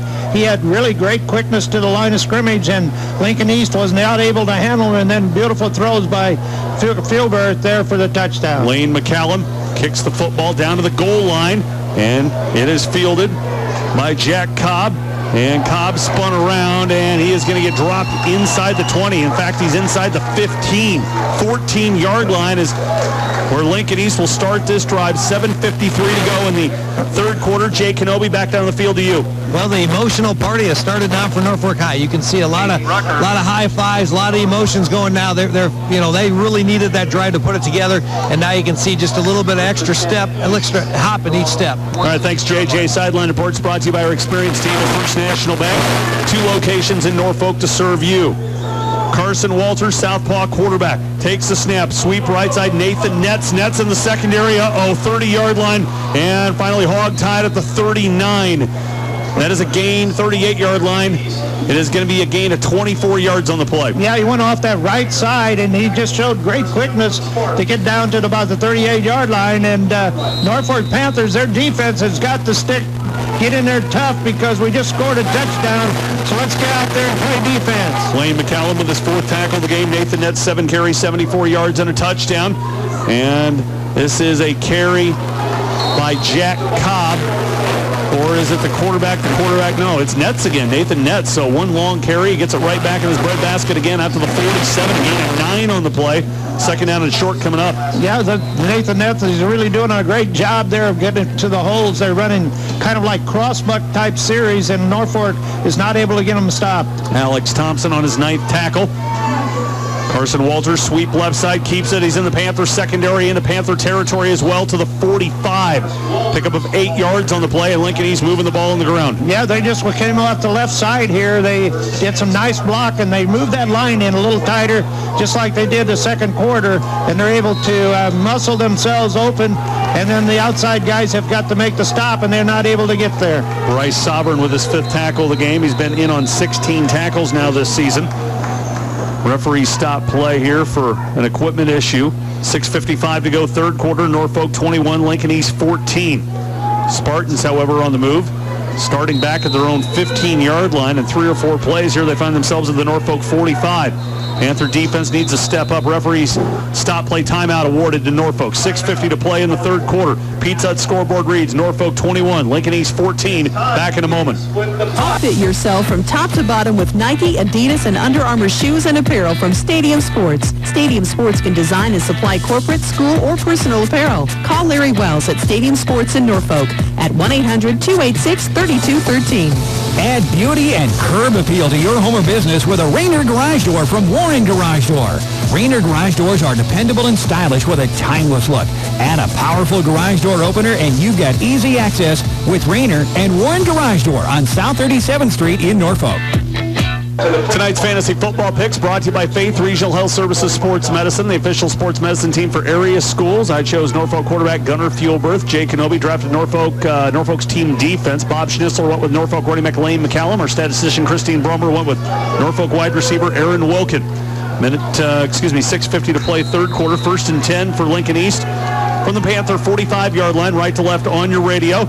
And snap to Carson Walters, draw, and he reaches the 43, minimal yardage, a gain of 2. It'll bring up 2nd and 8, Bob. Yeah, they came out of there with just that wing T type attack, and the quarterback just went off the right side there for 2 yards. Tried to get to the Norfolk defense before they could get their linebackers into the game. James Walton Taney on the tackle for the Panthers. And it's 2nd down and 8 for the Spartans from the Panther 43-yard line. This game brought to you in part by Stadium Sports. Design and supply your corporate, school, or personal apparel. Call Larry Wells in Norfolk today. Carson Walters from the pistol takes a snap, hands off tailback Jack Cobb. Cobb inside the 40, falls forward to the 37. Pick up a 6 on the play. It'll bring up 3rd down and 2. Yeah, Jack Cobb, he's a 210-pound senior. He carried the ball 20 times for 131 yards coming into this ball game. He really showed some quickness. The first half, I didn't think they used him at all. Yeah, he's found sledding tough. He has 7 carries for 6 yards in this ball game. On the tackle, Dominic Carr. 3rd down and 2 for the Spartans from the Panther 37. 4-down territory, sweep right side, Nathan Netz. Netz tries to string it out. He is brought down at the line of scrimmage. No gain. They might give him a yard on forward progress. Regardless, it'll bring up 4th down and short, and I think Coach John Gingery is going to go for it. Yeah, he's going to go for it. I was surprised they went outside. Norfolk has good lateral foot speed on their defensive linebackers, so going outside really played into their hands. Austin Papstein on the tackle for Norfolk, and it's 4th and 1 for Lincoln East from the Norfolk 36-yard line. 5:14 and ticking, 3rd quarter, 21-14. Panthers up 7. Carson Walters from the pistol takes the snap, sweep left side. Nathan Netz makes a man miss, but boy, he did not make Josh Taylor miss. Josh Taylor hammers him to the ground at the 41-yard line, a loss of 5, and Lincoln East turns it over on downs. Taylor with a body slam. That's when your coaching staff loses complete confidence in your offensive line to get you a yard. They went to the outside both times for no gain, in fact, a loss of yardage. We'll have Jay Kenobi's viewpoint on the field on that play here in just a moment. 1st and 10 for Norfolk from their own 42-yard line as they take over on downs. 5:03 to play in the 3rd quarter. Gunnar Fielberth from the pistol. 3 receivers to the left, a receiver to the right. Fielberth takes the snap, throws. Logan Strom catches the ball near the line of scrimmage, manages to get about 2 yards on the play. It'll bring up 2nd down and 8. Jay, would that body slam look like to you down on the field? Well, exactly. It was a great play by Lane McCallum to rush him to the outside, force him inside, and then it was a great individual tackle there. But, I think I agree with what Bob said. It's tough to run a Norfolk high wide. You've got to go straight at him if you're going to get those easy yards. All right, outside, thanks, Jay. A lot of speed. Thanks, Jay. Jay Sideline Reports brought to you by our experienced team at First National Bank. Fielberth hands it off. Hayden Simmons, the ball carrier between his center and left guard. Simmons across the 45 to the 48. Give him 4 yards on the play. It'll bring up 3rd down and 4. Well, Simmons, he's only a sophomore, I believe. No, he's a junior, and he really shows great quickness back there in that backfield. 3rd down and 4 for the Panthers on that tackle. Noah Makovica, his 5th stop of the game. Tom Olson, was he having an audible here? I don't think he's burned a timeout. I don't think you want to call a timeout in a close game at this juncture.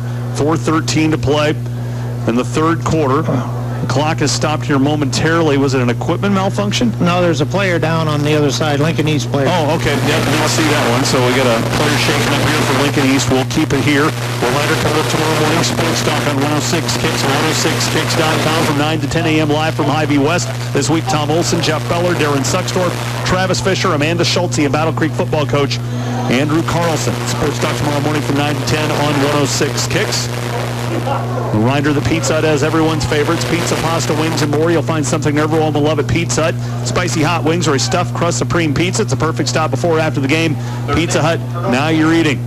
We're ready to resume here. 3rd down and 4 for the Panthers from their own 48-yard line. Left to right on your radio. Gunnar Fielberth from the pistol. Pump fake, looking. Wanted to throw deep, flushed out of the pocket. Now he's circling the wagons back the other way. 45-50 into Lincoln East territory. A 1st down and more. Gunnar lowers his head inside the 40 and reaches the 36-yard line. Again, a 16 on the play. Yeah, they had Gunnar trapped. He did a reverse pivot, and when he was running to his right, did a reverse pivot, went back to his left side for a big 1st down. Geez, it's just nerve-wracking for me to watch Gunnar up there in a situation like that because you feel he's going to turn around, he's going to run right into a defensive end charging at him. That's the last thing if you're Tom Olson you want to see. Yeah, that's for sure. With a quarterback that can throw as well as Gunnar Fielberth, you sure don't want to get him hurt on some kind of a play, basically, that was broken. Alex Hernacek on the tackle. And this is going to be a jet sweep right side Colin Schwartz. And Schwartz reaches the 31 to pick up a 4 on the play to bring up 2nd and 6. Yeah, that's the first time we've seen him go outside with a running back and with a jet sweep action from left to right for about 4-yard gain. 2nd down and 6 coming up for the Panthers. 3:20 and ticking here, third quarter. Again, Norfolk 21, Lincoln East 14. Panthers on the march from the Spartan 31-yard line.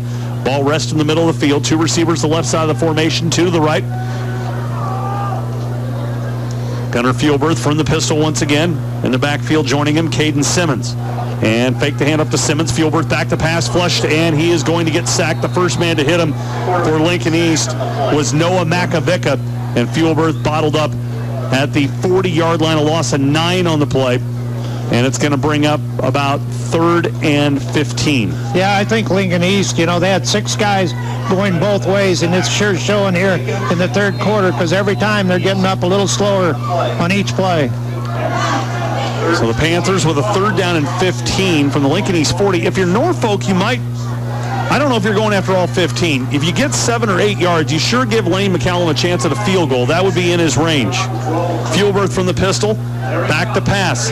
Looking, throws across the middle, incomplete. He was looking for Aaron Wilkin, and he and Wilkin not on the same page, so it's 4th and 15 from the 40. Now, if you're Tom Olson, do you punt here or do you go for it? Again, you're ahead by 7. Do you think field position, Bob, or are you going for 15 yards? Well, I think I'd go for their River. Of course, then again, I'm asking a riverboat gambler here. Jay Kenobi, what do you think the Panthers are going to do here? Well, I think they're going to punt here. I think they'll do the pooch punt that they did the first half and try to pin Lincoln East deep. All right, we'll see if that happens.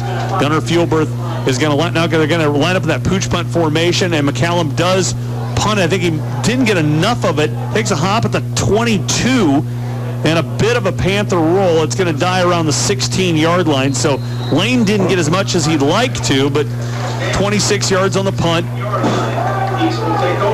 24 yards on the punt. Lincoln East will start inside their own 20. 2:05 to go third quarter, 21-14. Norfolk with the lead, Bob. Well, Norfolk looks like they have the momentum right now, and they just have to play defense, not give Lincoln East any momentum here on offense. And if they can do that, they'll get themselves back in the ball game on offense and possibly put another touchdown up. All right, Spartans move right to left. The line of scrimmage is going to be their 16-yard line. Norfolk led 14-0 after one quarter. We're tied at halftime at 14. Norfolk scored a touchdown here in the second half. Gunnar Fielberth, a short touchdown pass to Travis Larson. And the ball carrier for Lincoln East is Walters. And he's able to get back to the line of scrimmage. No gain. It'll bring up 2nd and 10. Well, Walters, he carried, coming in this ball game, 22 times for 72 yards. So he is kind of a running quarterback, and he throws the ball quite well. Hayden Rucker on the tackle for the Panthers. His 6th stop of the game. 2nd down and 9, they call it for the Spartans from their 17-yard line. Ball on the near hash mark. 2 receivers right side of the formation. Low snap. Walters throws, finds a receiver. That is Drake Beckner. And Beckner across the 20 up to the 24. Let's pick up a 7 on the play. Give me shy of a first down by about 2 yards. Well, I think one thing you've got to do on defense, you've got to have some good corners that can play one-on-one, and Norfolk has some pretty good defensive corners, and that's what it takes to play this kind of a football game. So Lincoln East with a 3rd down and short. Walters has thrown for 58 yards. Back to pass, throws, it's incomplete. Bryce Sovereign, the free safety, had it in his hands. Ball drops to the carpet and incomplete. And it's going to bring up 4th down for Lincoln East. The line of scrimmage is their own 23, and Bryce wishes he could have that back. Yeah, Norfolk really had a good defensive stop there, and boy, they've been calling some very difficult plays here for 3rd down plays. Nathan Netz will punt the ball away from his 10-yard line. Colin Schwartz back deep for Norfolk at his 44. 58 seconds to go in the third quarter. Netz awaits the snap. There it is, and nearly had it blocked. And it's a bit of a roll. Norfolk's not going to field the football, and it's going to die at the Norfolk 49. So really good field position here for the Panthers. 50 seconds to go, third quarter. Jay Kenobi, back down to you. Well, yeah, they have said some tough calls for players to be in a position to succeed in. I agree with Bob. The thing that's working well against Norfolk High tonight is countering the pursuit of their linebackers. And the Lincoln East coaching staff on 3rd down has decided to run passing routes and run wide. And that's really to the advantage of the athleticism of Norfolk High's defense. All right, thanks. 106 JJ Sideline Reports brought to you by our experienced team at First National Bank. 2 locations in Norfolk to serve you. Panthers with the football, 1st and 10 from their 49. Fuelberth hands it off. Lane McCallum, the ball carrier. Lane between his right guard and right tackle. Inside the 45 to the 43 of Lincoln East. And that is a pickup of 8 yards on the play. It'll bring up 2nd and 2. I think McCallum, who wasn't in there in the third quarter here, coming to an end, he decided, I'm going to run this football. On the tackle is Chris Walker, 2nd and 2, and the ball rolled to McCallum on the snap. Gunner's going to keep it himself. A flag flies in. Gunner is going to be about a yard shy of a first down. It'll bring up 3rd and 1, but I think it's coming back with a holding. It will be. Oh, wow. Here they start here in the fourth quarter coming up. You know, that's what they had problems in the second quarter. Panthers' first penalty of the second half. They had 9 infractions for 90 yards in the first half. Just their first penalty here in the second half. 20 seconds to go, third quarter. Again, 21-14, Norfolk with the lead. But instead of a 3rd and 1 coming up, it's going to be spot of the foul, the 44. They're going to march it back to the Norfolk 46. They must reach the 41. So about 13 yards here on this 2nd and 13 coming up. 20 seconds to play in the quarter. 2 receivers to the left, 2 receivers to the right. Fuelberth from the pistol. Lincoln East will rush 4. Fuelberth rolling towards his right. Looking, throws a dart near the sideline and a catch at the 43 of Lincoln East. And it is Aaron Wilkin. A gain of 11 yards, and it's going to bring up 3rd down and 2 with 2 seconds to go. One thing about Fuelberth, if he gets time to throw, he's going to hit his receivers, and his receivers really run good routes, and they never give up on him. We have reached the end of 3 quarters at Norfolk's Veterans Memorial Field. The Pete Sut scoreboard reads Norfolk High 21, Lincoln East 14. Back in a moment. Ernst Toyota of Columbus invites you to their showroom on East Highway 30. Visit them today and see Ernst's quality selection of Toyota vehicles. Or browse anytime at ernsttoyota.com. Wayne State College offers affordable undergraduate and graduate programs preparing you for a great career. In fact, 99% of last year's graduates are employed or in grad school right now. Choose Wayne State College, where it's always a great day to be a Wildcat. Visit wsc.edu. Norfolk GM Auto Center. One low price. Plain and simple, always. Go to Norfolk GM Auto Center on the 275 bypass in Norfolk for your next vehicle purchase. New or certified pre-owned. They have it, or can find it for you. Norfolk GM Auto Center. Remember, one low price. Plain and simple, always. Cartridge World Norfolk caters to business customers. You'll save up to 30% off Superstore prices. They deliver for free to qualified customers and offer a 100% satisfaction guarantee. Call 844-PHIL. That's 844-PHIL. Welcome back, everybody, to Norfolk's Veterans Memorial Field. To the fourth quarter we go. Norfolk 21, Lincoln East 14. Panthers with the football, 3rd down and 1 from the Lincoln East 42-yard line. Gunnar Fuelberth from the pistol. A receiver to the left, a receiver to the right. Lincoln East shows blitz. Handoff Lane McCallum, left side of the offensive line. Lane finds a hole inside the 40, 35, dragging defenders to the 30. Still on his feet. Ball nearly ripped loose. McCallum hangs on for dear life. He's got the football at the Lincoln East 32-yard line. Again, a 10 on the play and a first down. Yeah, that was one of the best runs by McCallum. The last 2 runs here in this end of the third quarter and start of the fourth quarter were the best of his football game here tonight. McCallum, 10 carries, 49 yards in the game. The Panthers with a first down at the Lincoln East 31-yard line. Again, 21-14, Panthers with the advantage. Norfolk players looking at Coach Tom Olson for what they want to do here as the clock ticks away. Now we're ready to go. 2 receivers to the right side of the formation, a receiver to the left.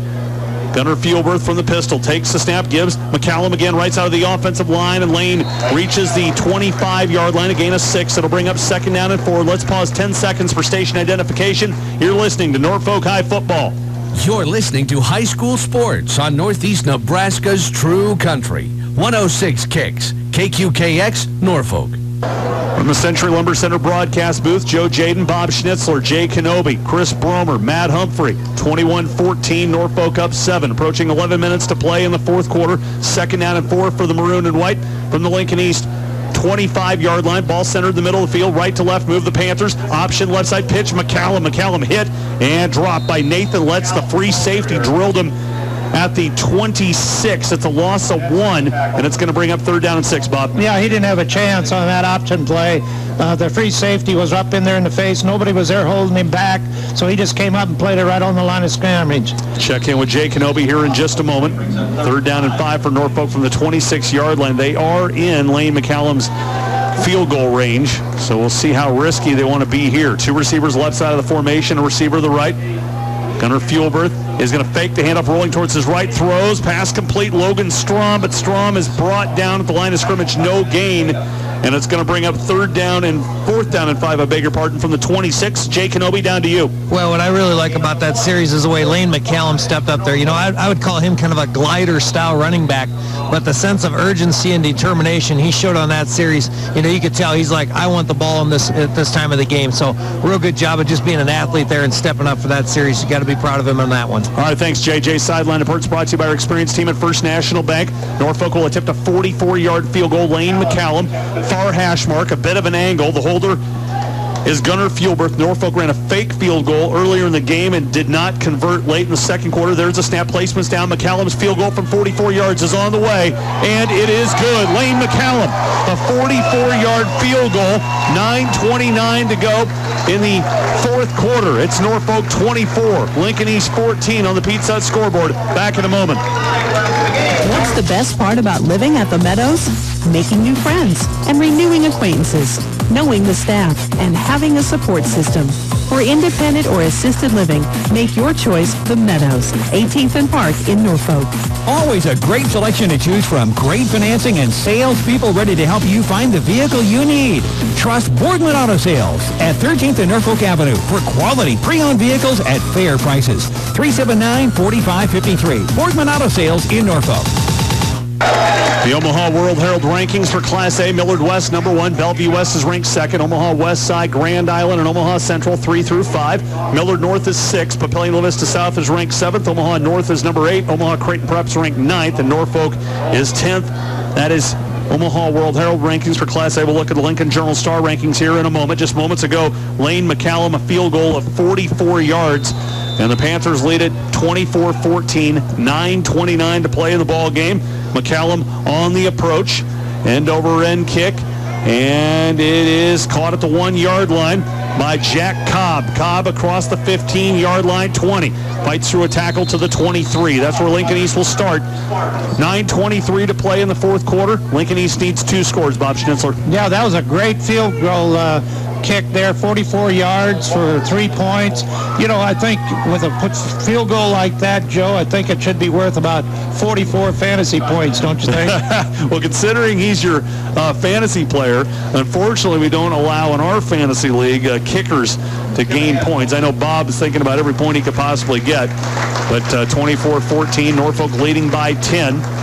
Panther defense needs to make a stand here. I think if you get a stop here, maybe the air might be out of Lincoln East sails. We'll find out here. Carson Walters and his group approach the line of scrimmage, pistol formation, 3 receivers the right side of the formation. Walters sweep right side off right tackle. He's across the 25, fights forward all the way to the 28 to pick up a 5 on the play to bring up 2nd down and 5. Jay Kenobi, back down to you. Yeah, I think this is a real important series, obviously, for Lincoln East. And what you look back for here is a lot of the cutbacks from them. That's what they had a lot of success with. The question is, will the Panther defense be disciplined enough to not over-pursue and take the correct angles, get the hips down, and maintain alleys? Yeah, Lincoln East is running like student body left, student body right. So Carson Walters from the pistol takes a snap and jet sweep left side. And he's got a 1st down as he reaches the 33-yard line to pick up a 5 on the play. And it's going to be a new set of downs for Lincoln East. 8:41 to play, 4th quarter, 24-14, Norfolk with the lead. Yeah, what Lincoln East is trying to do now is seal off these linebackers and then pull those guards to come with the play and keep running that play outside and still make some yardage, and they did a great job on that series. Score to pass along for you, Lutheran High Northeast all over Laurel, Concord, Coleridge. 4 minutes to go, 3rd quarter. It's 58-6. Eagles in command. Carson Walters from the pistol takes a snap. This is a handoff. That's Nathan Netz, and Netz, who's been running the ball well for 79 yards on 10 carries, not that time. Hit and dropped in the backfield. It's a loss of 3. It's James Walton Taney on the tackle. Yeah, I tell you, Taney was really good. He was in there. They had nobody touched him as he made that big stop. So second down and 13 for Lincoln East. Clock ticks down to 8:05 to go in the fourth quarter. Surprised we don't have a little bit more urgency here out of Lincoln East. Again, they're going back in these huddles and being very patient. Second down and 13 coming up. Carson Walters from the pistol. 2 receivers to the left, a receiver to the right. And Walters wants to throw, and it's nearly intercepted. It was intended for Bryce Ehlers. Jumping the route for Norfolk was Austin Papstein, and he nearly had the pick. Instead, it's third down and 13 for the white and blue with 7:49 to play. Yeah, Austin really made a jump on that football, and I thought he had it. And it was, the ball was thrown pretty hard, and he was going the opposite direction, so it just bounced out of his hands. All right, big play here for the Panther defense. If they get a stop, Lincoln East will be forced to punt. Carson Walters from the pistol. Had movement there on Lincoln East offensive line. The referees didn't see it. Walters throws deep down the field, incomplete. Oh, boy, they threw some flags. Jacob Stock was bumped into around the 35 of Norfolk. I agree completely. Norfolk fans don't like it. They got it right, though. Yeah, they had it right that time, and anytime it goes against you, the fans are going to react on that time, especially with this being a big first down for Lincoln East. So the pass interference against the Panthers. And Lincoln East going to get a new life here with 7:42 to play in the fourth quarter. First meeting between these two teams, 1979, when the Hal Cuck-led Panthers were beaten by Lincoln East 42-15. Panthers finished 5-4 that season. Bob, you were coaching Battle Creek around that time. Did you ever meet Hal Cuck? I've met Hal Cook. He was did a lot of good things with him, and never did, of course, play against him or nothing, but he was a great man and did a lot of good things here at Norfolk High. First and 10 for Lincoln East from the Panther, from their own 45, I beg your pardon. Hit as he throws is Walters, completes the pass downfield. Drake Beckner. Beckner to the Panther 41-yard line. It's a pickup of 15 yards. Walters hit as he threw. Yeah. Taylor and Walton, they were after that quarterback, really did a good job, but they were just about a second late. First and 10 for Lincoln East from the Panther 41-yard line, 7:27 and ticking on that tackle, Grant Meyer. Carson Walters takes a snap, rolling towards his right, and he is spun down in the backfield. It's a loss of 1 on the play, no sack on the tackle. Dominic Carr, the nose guard. Dominic Carr, he came off the right guard and shot right in there and came behind and caught the quarterback. I tell you, nose guards aren't supposed to be chasing down quarterbacks, are they? No, not really, but that time he did a nice, good move on that center, and away he went. Clock stops with 7:04 to play here, fourth quarter, 24-14, Norfolk with the lead. Jay Kenobi, back down on the field to you. Yeah, that was just a great individual play by Dominic Carr. He's not the tallest fella. He's about 5'8", but he is very strong and very wide and very athletic. And he just made a play where he shot through the center and the guard there. A very good individual play. He's kind of made those plays the last 2 years at nose guard for this defense. All right, thanks, JJ. Sideline Reports brought to you by our experienced team at First National Bank, the official bank of Husker Nation. We got a Panther player shaken up at about the 37. I'm not grabbing a number off that one quite yet. And finally, it is James Walton Taney who was shaken up on the play. Again, 7:04 to play in the fourth quarter. Again, Norfolk leading it 24-14. Norfolk with a win would be just the 12th team in Norfolk High football history to ever start 4-0, and the first time that would occur since 1994. 116 years of football at Norfolk High. And just the 12th team to accomplish this. Kind of hard to believe that. It's hard to believe it's 116 years. Yeah. 1899 was the first year. James Taney being helped off the field. We're ready to resume here in just a moment. 2nd and 12 for Lincoln East from the Panther 43-yard line. And 7:04 remaining in the fourth quarter. Norfolk will return to action a week from tonight when they visit Omaha Bryan. Lincoln East will be home against North Platte next Thursday. 2 receivers to the right, 2 receivers to the left. Carson Walters from the pistol. Panthers to rush 4. Walters throws out of the backfield. Nathan Netz, and Netz breaks 1 tackle inside the 40, not right at the 40s, where his knees down, a gain of 3. That'll bring up third down, call it 9. Lincoln East, their players are getting awful tired out there. Every time they get up, they're on their knees, and that goes to show you that the depth that Norfolk High has, they only have 1 starter that goes both ways, and that's McKellen. And Lincoln East has 6 starters going both ways on offense and defense. Alex Thompson with his 10th tackle of the game. 3rd and 9 for Lincoln East from the Panther 40. Walters back to pass, throws a laser, has a receiver. Uh-oh. This is Luke O'Neill. O'Neill reaches the 21-yard line again, and 19 on the play and a first down. I tell you, Walters, I bet that kid's probably a pitcher playing baseball as well. He's got some smoke on his throws. He does, and he's 5'11", 170 pounds, and he's only a junior, so you got to put up with him for another year, but he throws that ball really well. All right, Lincoln East approaching the Norfolk red zone. 1st and 10 from the Panther 21-yard line. 6:07 and ticking in the 4th. 24-14, Norfolk with the lead. Walters back to pass, flush out of the pocket. Rolling towards his left. Lobs throws it incomplete. And there's a flag for intentional grounding. So Lincoln East with another infraction on them here in the second half, and the referees will march this one back north. 5:58 to play in the third quarter. Jay Kenobi, back down on the field to you. Well, they've moved Dominic Carden out of the defensive end position and brought in Jordan Price, a 270-pound sophomore, to play nose tackle due to that injury. So we're going to see what the sophomore can do here at nose tackle. All right. Thank you very much, JJ. Sideline Reports brought to you by First National Bank. Intentional grounding, loss it down. Lincoln East will have the football from the Norfolk 32. They must reach the Panther 11-yard line. 2nd down and 21. Coming up here for the Spartans. Carson Walters from the pistol. 2 receivers right side of the formation. Receiver to left. Walters back to pass. Looking. Throws a dart again. Knocked up the air. Incomplete. Alex Thompson, the inside linebacker. That's the 3rd time this game the Panthers have had an easy interception. They just can't hang on to the stinking thing.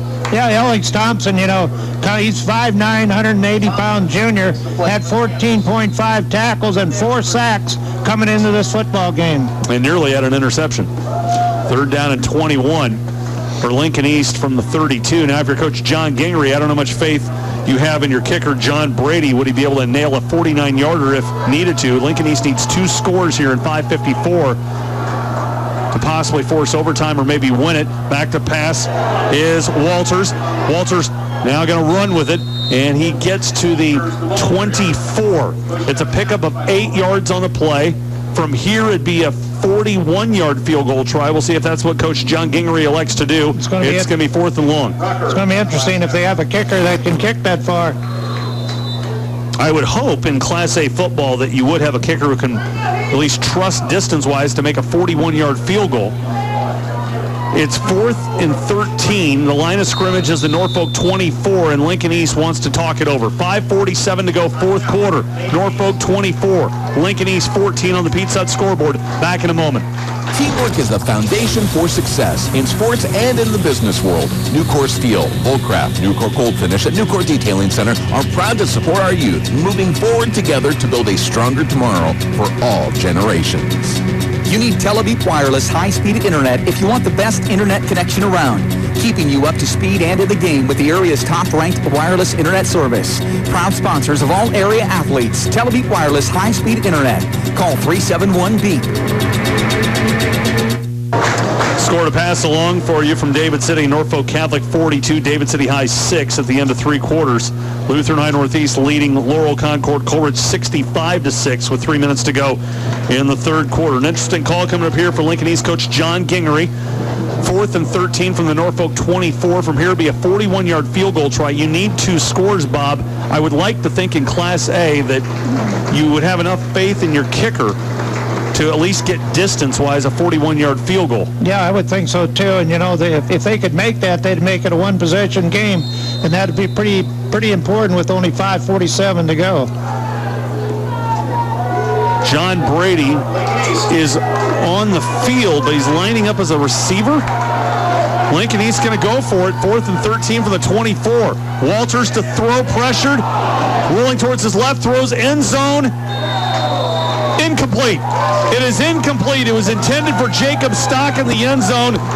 Lincoln East turns it over on downs. Norfolk will have it with 5:40 to play in the 4th, leading 24-14. Well, evidently they don't have a kicker. They can kick a 41-yard field goal, and those field goal kickers become pretty important when games like this. Tonight's game brought to you in part by Warren Garage Door on South 37th Street in Norfolk, your source for Rainer Garage Doors and Openers for your home or business. Panther offense now on the field, 1st and 10 from their 24-yard line. Lane McCallum is a tailback. I expect him to carry the ball here, at least on first down, get that clock moving, and it is McCallum. And Lane is stood up at the line of scrimmage. No gain. It'll bring up 2nd down and long. Jay Kenobi back down the field to you.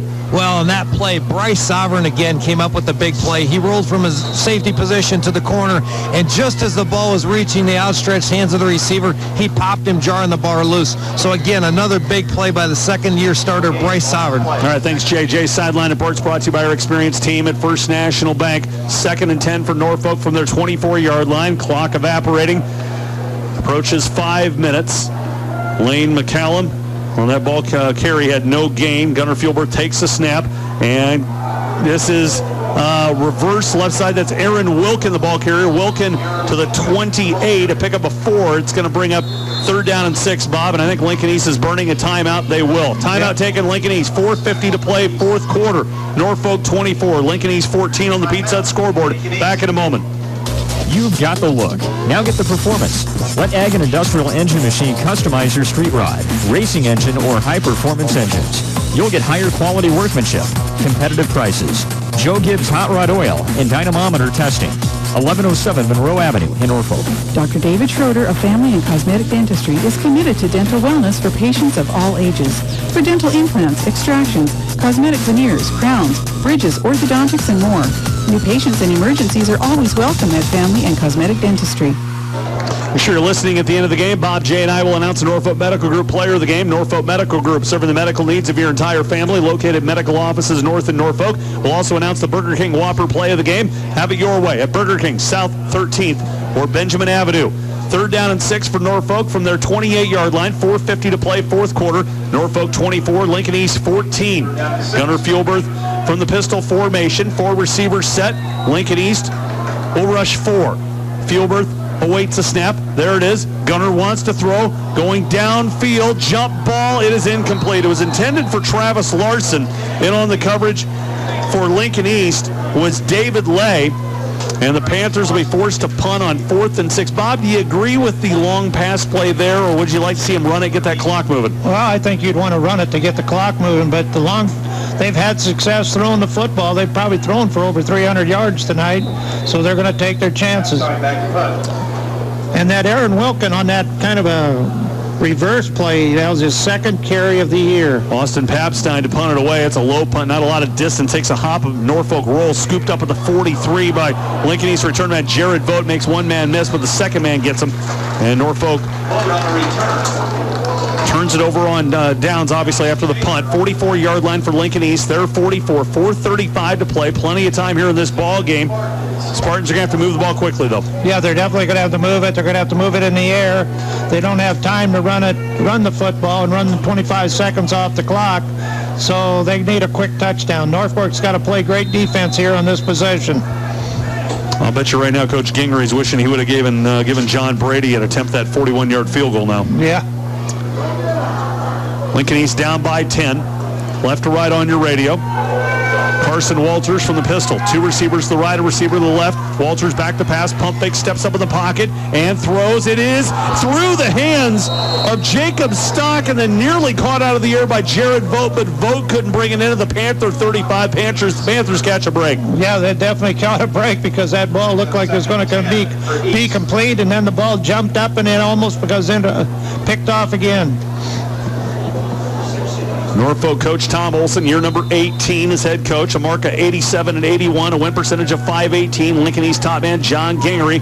He is in his 19th year as head coach for the Spartans. 2nd and 10 for the white and blue from their 44-yard line. Connor Walters rolling towards his right, steps, throws, and it is incomplete. It was intended for Drake Beckner.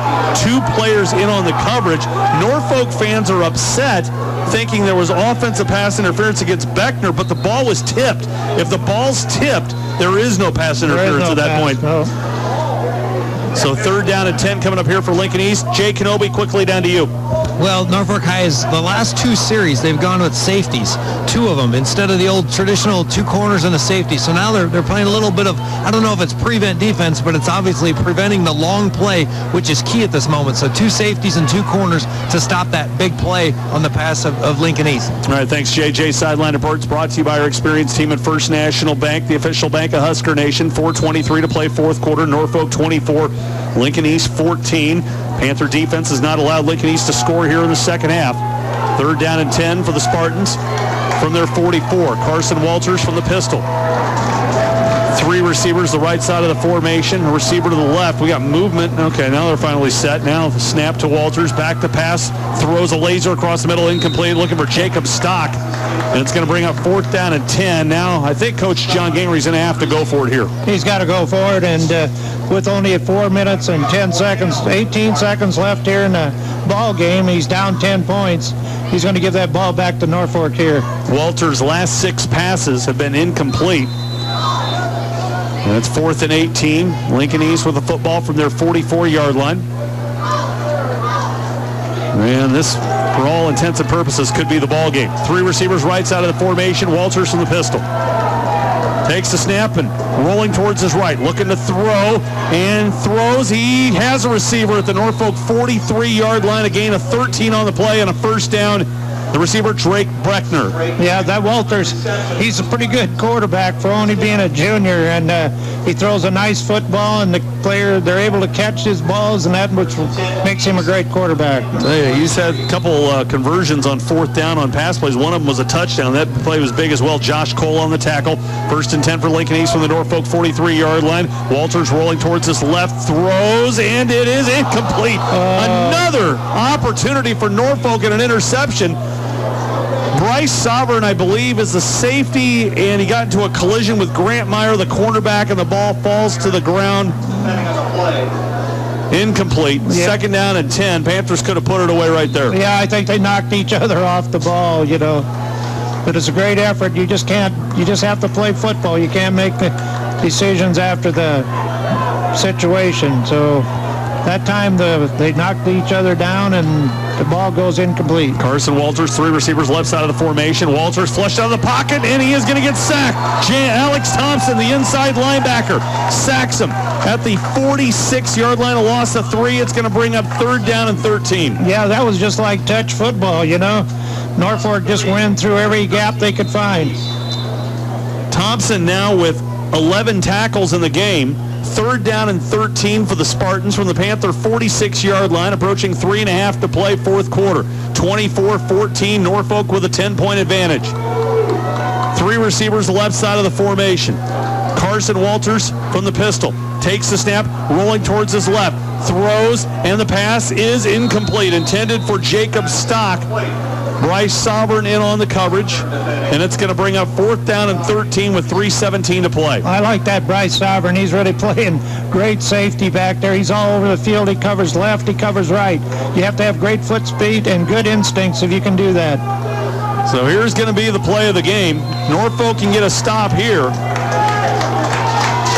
They're going to see the light at the end of the tunnel and that opportunity to be the 12th team in Norfolk High football history to start 4-0.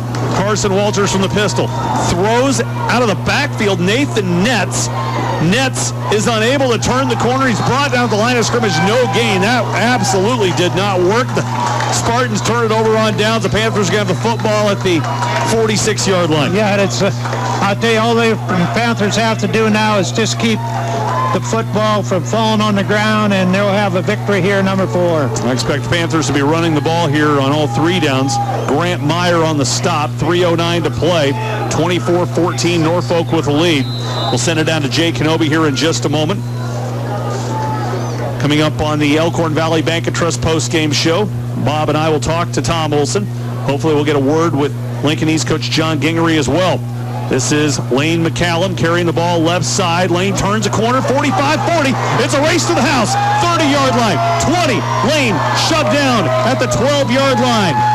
It is a pickup of 42 yards. Well, I'll tell you, here in the 4th quarter, Lane McCallum decided that he's going to run that football And that's what Coach Olson has been wanting for probably 2 or 3 ball games. Lane McCallum, 14 carries, 96 yards in this game. First down and 10 for the Panthers. On the Lincoln East 12-yard line, Noah Makovica was able to track him down and prevent the touchdown. They wind the clock with 2 minutes and 52 seconds to play. Jay Kenobi, down on the field to you. Well, I want to talk about the game plan of the defense. This quarter, they just did an excellent job of coaching up that secondary and taking away that vertical seam pass. Big defensive stops by the defense in the fourth quarter here, and just shows the game plan came together. All right, thanks, JJ. Sideline reports brought to you by our experienced team at First National Bank. McCallum, the ball carrier, between his right guard and right tackle, lowers his head, gets to the 9 to pick up a 3 on the play, and it's going to bring up second down and 7, 2:22 and ticking. Yeah, that time they just loaded up on offense, gave the ball to McCallum, and he went off the right side for about 3-yard gain. McCallum now 15 carries, 99 yards. Looking to eclipse a century mark here with his next carry. Panthers on the verge of improving to 4-0. Those years that they have went 4-0, 1913, 21, 26, 59, 65, 71, 73, 82, 83, 85, and 1994. Gunnar Fielberth is going to throw, rolling out towards his right, complete the pass. Logan Strom near the goal line, lunges forward, touchdown Logan Strom. A 9-yard touchdown pass, Gunnar Fielberth to Logan Strom, and the Panthers take a 30-14 lead. Yeah, he was just able to take that 6'8" body and reach over the goal line for the touchdown. Logan Strom, his second touchdown reception of the game. 7 carries, 7 catches for 65 yards. And moments ago, Gunnar Fielberth, a 9-yard touchdown pass to Logan Strom. Always nice to be 6'8". Yeah, I wouldn't know anything about that, Bob. You don't know anything about that. Chris Bromer knows all about that, though. Yeah. Or maybe it's 4'8". We're not sure. She stands here on a chair next to us. Here's the extra point by Lane McCallum. It's up. It is good. Panthers 31, Lincoln East 14. 1:42 to go. Start the party here in Norfolk, folks. We'll take a break. We'll be back in a moment. Scranton Flooring can help design your dream home or business with their large selection of carpet, luxury vinyl, wood, laminate, tiles, and backsplash, as well as cabinets, onyx showers, windows, and doors. Find quality products at competitive prices with friendly professional service. Scranton Flooring in Norfolk. Drive up for your favorite brewed coffee, lattes, espresso blenders, fruit smoothies, or iced drinks featuring breakfast burritos and sandwiches at Scooter's Coffee. Open daily for your convenience. Scooter's Coffee, located next to Reynolds and Shell in Norfolk.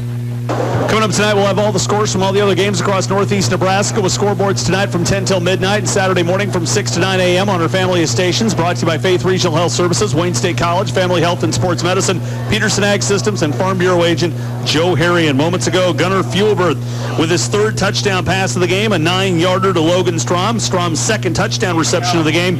And the Panthers lead Lincoln East 31-14 here in the waiting moments of the ball game, Bob Schnitzler. Yeah, I'll tell you, that was a great pass. And, you know, when you're 6'8", and Gunnar Fielberth, who is really an awkward thrower, he just threw it really well up high and to the right. Logan Strom with a big ball game, breakout game for him. Again, 7 catches, 65 yards, 2 touchdowns. Kid thinks he's Rob Gronkowski today. Kicked down to about the goal line, fumbled by Alex Hernacek, picks it up. Across 10-yard line. 15, 20, finds a seam, 25, 30-yard line, drug down at the 33-yard line. So Lincoln East will start at their 33. 90 seconds to play. Jay Kenobi, back down on the field to you. Well, I think we can start celebrating now. It's been since 1994, and you know, what a start for the Norfolk Panthers. Good job of being resilient, I thought. You know, tonight was one of those games, the emotions kind of got to them in the second quarter. I think they settled in. Good job of coaching them up there, and just the players saying, hey, don't get shook up. Don't get caught in this emotional train wreck. Let's just use our athleticism, use the execution, and they came together with a real strong second half. Yeah, they definitely did, and, you know, that's a sign of a good football team and a team that can come back after had a lot of adversity in the second quarter. Carson Walters from the pistol formation takes the snap, or excuse me, backup quarterback Connor French, and French is going to hand it off. This is going to be Traquan Gray, the ball carrier, a flag on the play. Minute 23 to go here in the fourth quarter, holding against Lincoln East. So Coach John Gingery's thrown in the towel. Backup quarterback Connor French now in the ball game. And we'll talk to head coach Tom Olson coming up here in moments on the Elkhorn Valley Bank and Trust postgame show. And what looms is, I mean, obviously you got Omaha Bryan next week. Omaha Bryan is 0-3. nothing's a given, but there's a very, very good chance, folks, that Norfolk could have a record of 5-0 in 2 weeks with Millard West coming into town, the number 1 ranked team in the state. That would be something, I'll tell you, to be 5-0 and go against the number 1 team. I think people are already going to get here at the venue for that game starting in 2 weeks. Connor French rolling out towards his left. Josh Taylor introduces himself to French. French threw it out of bounds, so they're going to throw a flag for intentional grounding. Now, there was a receiver in the area within 5 yards, so it's an incomplete pass. 1 minute to play. 31-14, Norfolk with the lead. Yeah, I think it's interesting on that kind of throw. They could have thrown a flag, but I guess, like you said, Joe, there was somebody close by. I'll tell you, that Josh Taylor kid, he's got some violent hits on quarterback. It's like, I think he's a wrestler, or maybe not. I think he's a basketball player, more I think about it. But he's body slammed a player in this ball game, and, Connor French didn't even want to be in the zip code with Josh Taylor back around the 20-yard line. Second down and 29, they do call that a sack. They did call that a sack, not an incomplete pass.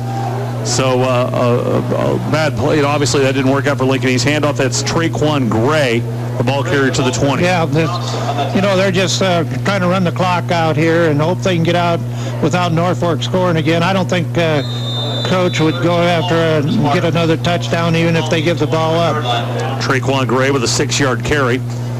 30 seconds to play. 3rd down and 23 for Lincoln East from their own 21-yard line. And one more play from scrimmage here for Lincoln East, and that'll be it. We'll have the Elkhorn Valley Bank and Trust postgame show looming. Connor French from the pistol. 2 receivers left, 2 receivers to the right. And French takes the snap. Pitch going left side, Traquan Gray. Gray across the 25 to the 28-yard line, a gain of 7. And that is it, folks. The Norfolk Panthers, for the first time since 1994 and for the 12th time in school history, are 4-0. They defeat Lincoln East 31-14 on the Pizza Hut scoreboard. When we come back, we'll have the Elkhorn Valley Bank and Trust postgame show. Their professional staff are ready to serve your financial needs at all Elkhorn Valley Bank locations in Norfolk, Hoskins, and Pearson Wayne. Member FDIC. Back in a moment. The attorneys of Koppel, Rocky, McKeever, and Schlecht are committed advocates. Visit them on the web at greatadvocates.com or on Facebook. Koppel, Rocky, McKeever, and Schlecht PC. Attorneys at Law, a full-service law firm in Norfolk and Omaha, committed to advocating for you. Wacker Home Improvement Company. Siding, gutters, insulation, thermopane replacement windows, residential roofing, chain link, and vinyl fence. Wacker Home Improvement of Norfolk, providing years of experience and quality home improvement products. Read the Norfolk Daily News for complete sports coverage in Northeast Nebraska. Contact the Norfolk Daily News Circulation Department to start receiving the latest news and sports at your doorstep daily. The Norfolk Daily News. Your news, your way. Zovak Oil and Propane is committed to serving you, the customer, with the best service and the best products for all your petroleum and propane needs. Contact Zovak Oil and Propane in Norfolk.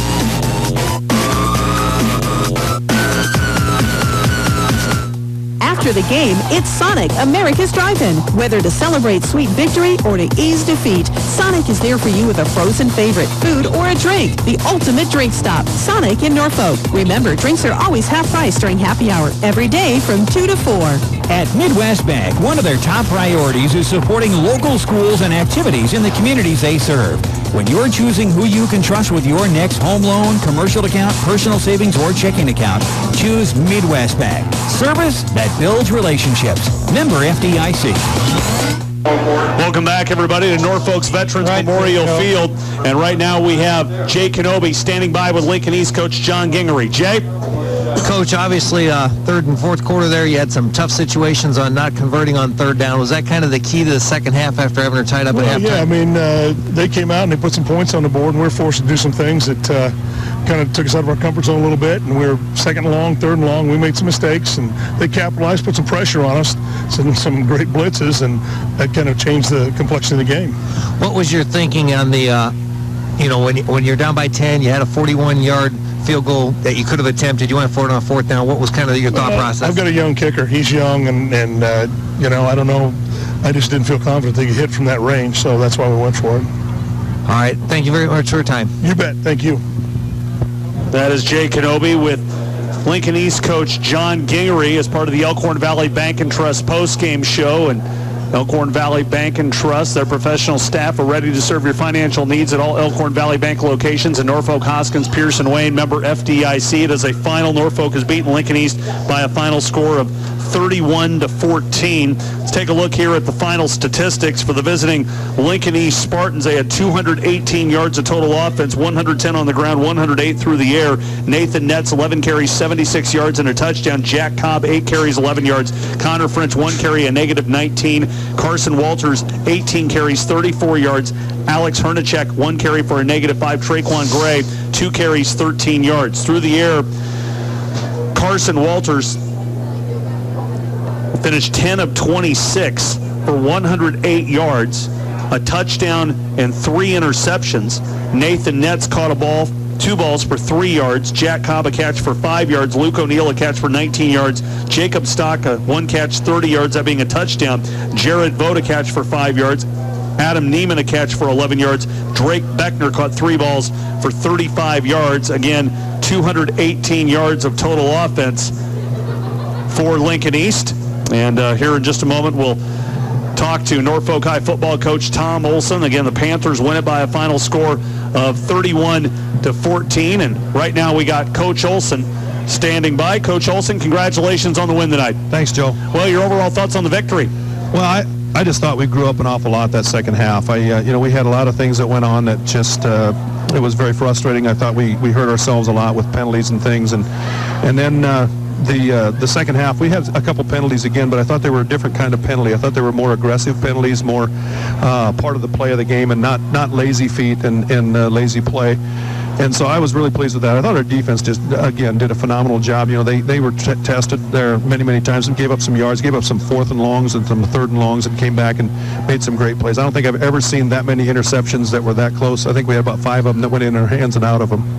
Coach, obviously you've won the ball game, so now it's behind you. But in a weird way, isn't this maybe a good thing that your boys experienced something like that in the second quarter and had to fight through adversity? And, maybe thinking we have a 14-0 lead, we got this game in the bag, and all of a sudden Lincoln East battles back, and now you have to come back out and play the second half the way you did? Yeah, and that's what I thought. Why I said I think we really grew up the second half. I think we had a lot of adversity, and you like to see how your kids respond to that, and they responded really well. In the locker room before, and I said let's go out and talk to we split up into the offense and defense. And I said let's go out and talk to the defense. By the time I got out the door, they were all out here on the field. They were chomping at the bit and ready to go. And I thought they came out the second half and really did that. I was pleased with, like I said, the defense. Offensively, I thought we overcame a lot of things. I don't know how many 3rd and 4th and longs we came back and got some first downs on, or even got really close to first downs. I was really happy with that. I thought we made some really big plays. Gunner was absolutely phenomenal. Heroes everywhere. Defensively, Alex Thompson had 12 tackles, 7 solo, 4 assists. He had a sack. Gunnar Fieldberth, 23 of 30, 268 yards passing. He had 3 touchdowns. Logan Strom really kind of let himself be known. 7 catches, 65 yards, 2 touchdowns. Lane McCallum ran for 99 yards. He had a 42-yard run there in the fourth quarter that really kind of sealed this game away. Heroes everywhere. Oh yeah, and we know we have that. I mean, we have some excellent playmakers everywhere, offensively and defensively. We're very pleased with that. Again, I think I've talked to you all since this last summer that the thing that we're constantly focusing on is our offensive line, and I just think they're getting better and better and better. And I thought, like I said, the first half they got down on themselves. They had a lot of penalties and things, and in the second half, when I talked to them on the sideline right there before the end of the game, I could tell they feel a lot better about things. They feel like they're ready to move forward. They want to get together and watch film together a lot more, and I feel like we're moving in the right direction. Coach Olson, Bob Snessler up here. Hi, Bob. How you doing? Good. Congratulations. I'll tell you. I don't know what possessed you to put that Caden Simmons in the ball game, but I thought it made the difference in how your line went after the defense, and then McKellen, when he came back in the fourth quarter, he was just running wild. Yeah, I agree with you. I think we have a stable of running backs, a lot of them that we've tried to do some things with, and I don't know if Ethan's completely back from his hip injury that he got in game 1, but Caden Simmons is a really popular kid amongst the other players, and when he got in there, there was a lot of excitement, and the offensive line blocked very well. But he's just a really hard-running kid. He's a north-south kid, and that's kind of what we felt we needed. And Coach Hoffman put him in there. And again, I agree with you. I thought he had 3 or 4 really nice hard runs. A couple of them were pretty big runs, like 7 or 8 yards. And I thought that really kind of ignited the run game again, and then the pass game kind of opened up a little bit after that too. Again, Norfolk High defeats Lincoln East 31-14. Coach, in the pregame show, I asked you about this, and you kind of just were focused on the game, didn't really think a lot of it. This team that won tonight is now 4-0. It's just the 12th time in Norfolk High football history that they've had a program 4-0 to start the season. What does that say about your boys? I don't know if that says anything. I don't really know. I think that we're moving in the right direction. I'm really pleased with them. They're a great bunch of kids to coach. They're focused every week, every practice we come out, and I think they do a really good job in practice. And 4-0, 5-0, 6-0, whatever you want to say. I'm not sure that that's really their focus. Again, I hate to say it, Joe. I know you think I'm dancing around it, but the next focus is on Omaha Bryan. It just has to be. Well, that's the other thing I was going to ask you. How much confidence has this team grown since week 1 till now? Well, I think we've grown a lot. I think we've kind of felt that we were going to be a little better than we were early, and then and now we're starting to grow back into what we thought we would be. And this is a very confident bunch of young men, and they have high aspirations, and I hope that they can move in that direction, obviously. But they're just, like I said, they're just a lot of fun to work with. They're very focused on getting things done, and every week they just come in with workmanship. Coach Olson, congratulations on the win. We'll talk to you on Sports Talk on 106 Kicks tomorrow morning. All right, thanks, Joe. As Norfolk High football coach Tom Olson here with us on the Elkhorn Valley Bank and Trust postgame show. Again, the Panthers win it by a final score of 31-14. We glanced at Lincoln East stats. Let's look at what Norfolk High accomplished.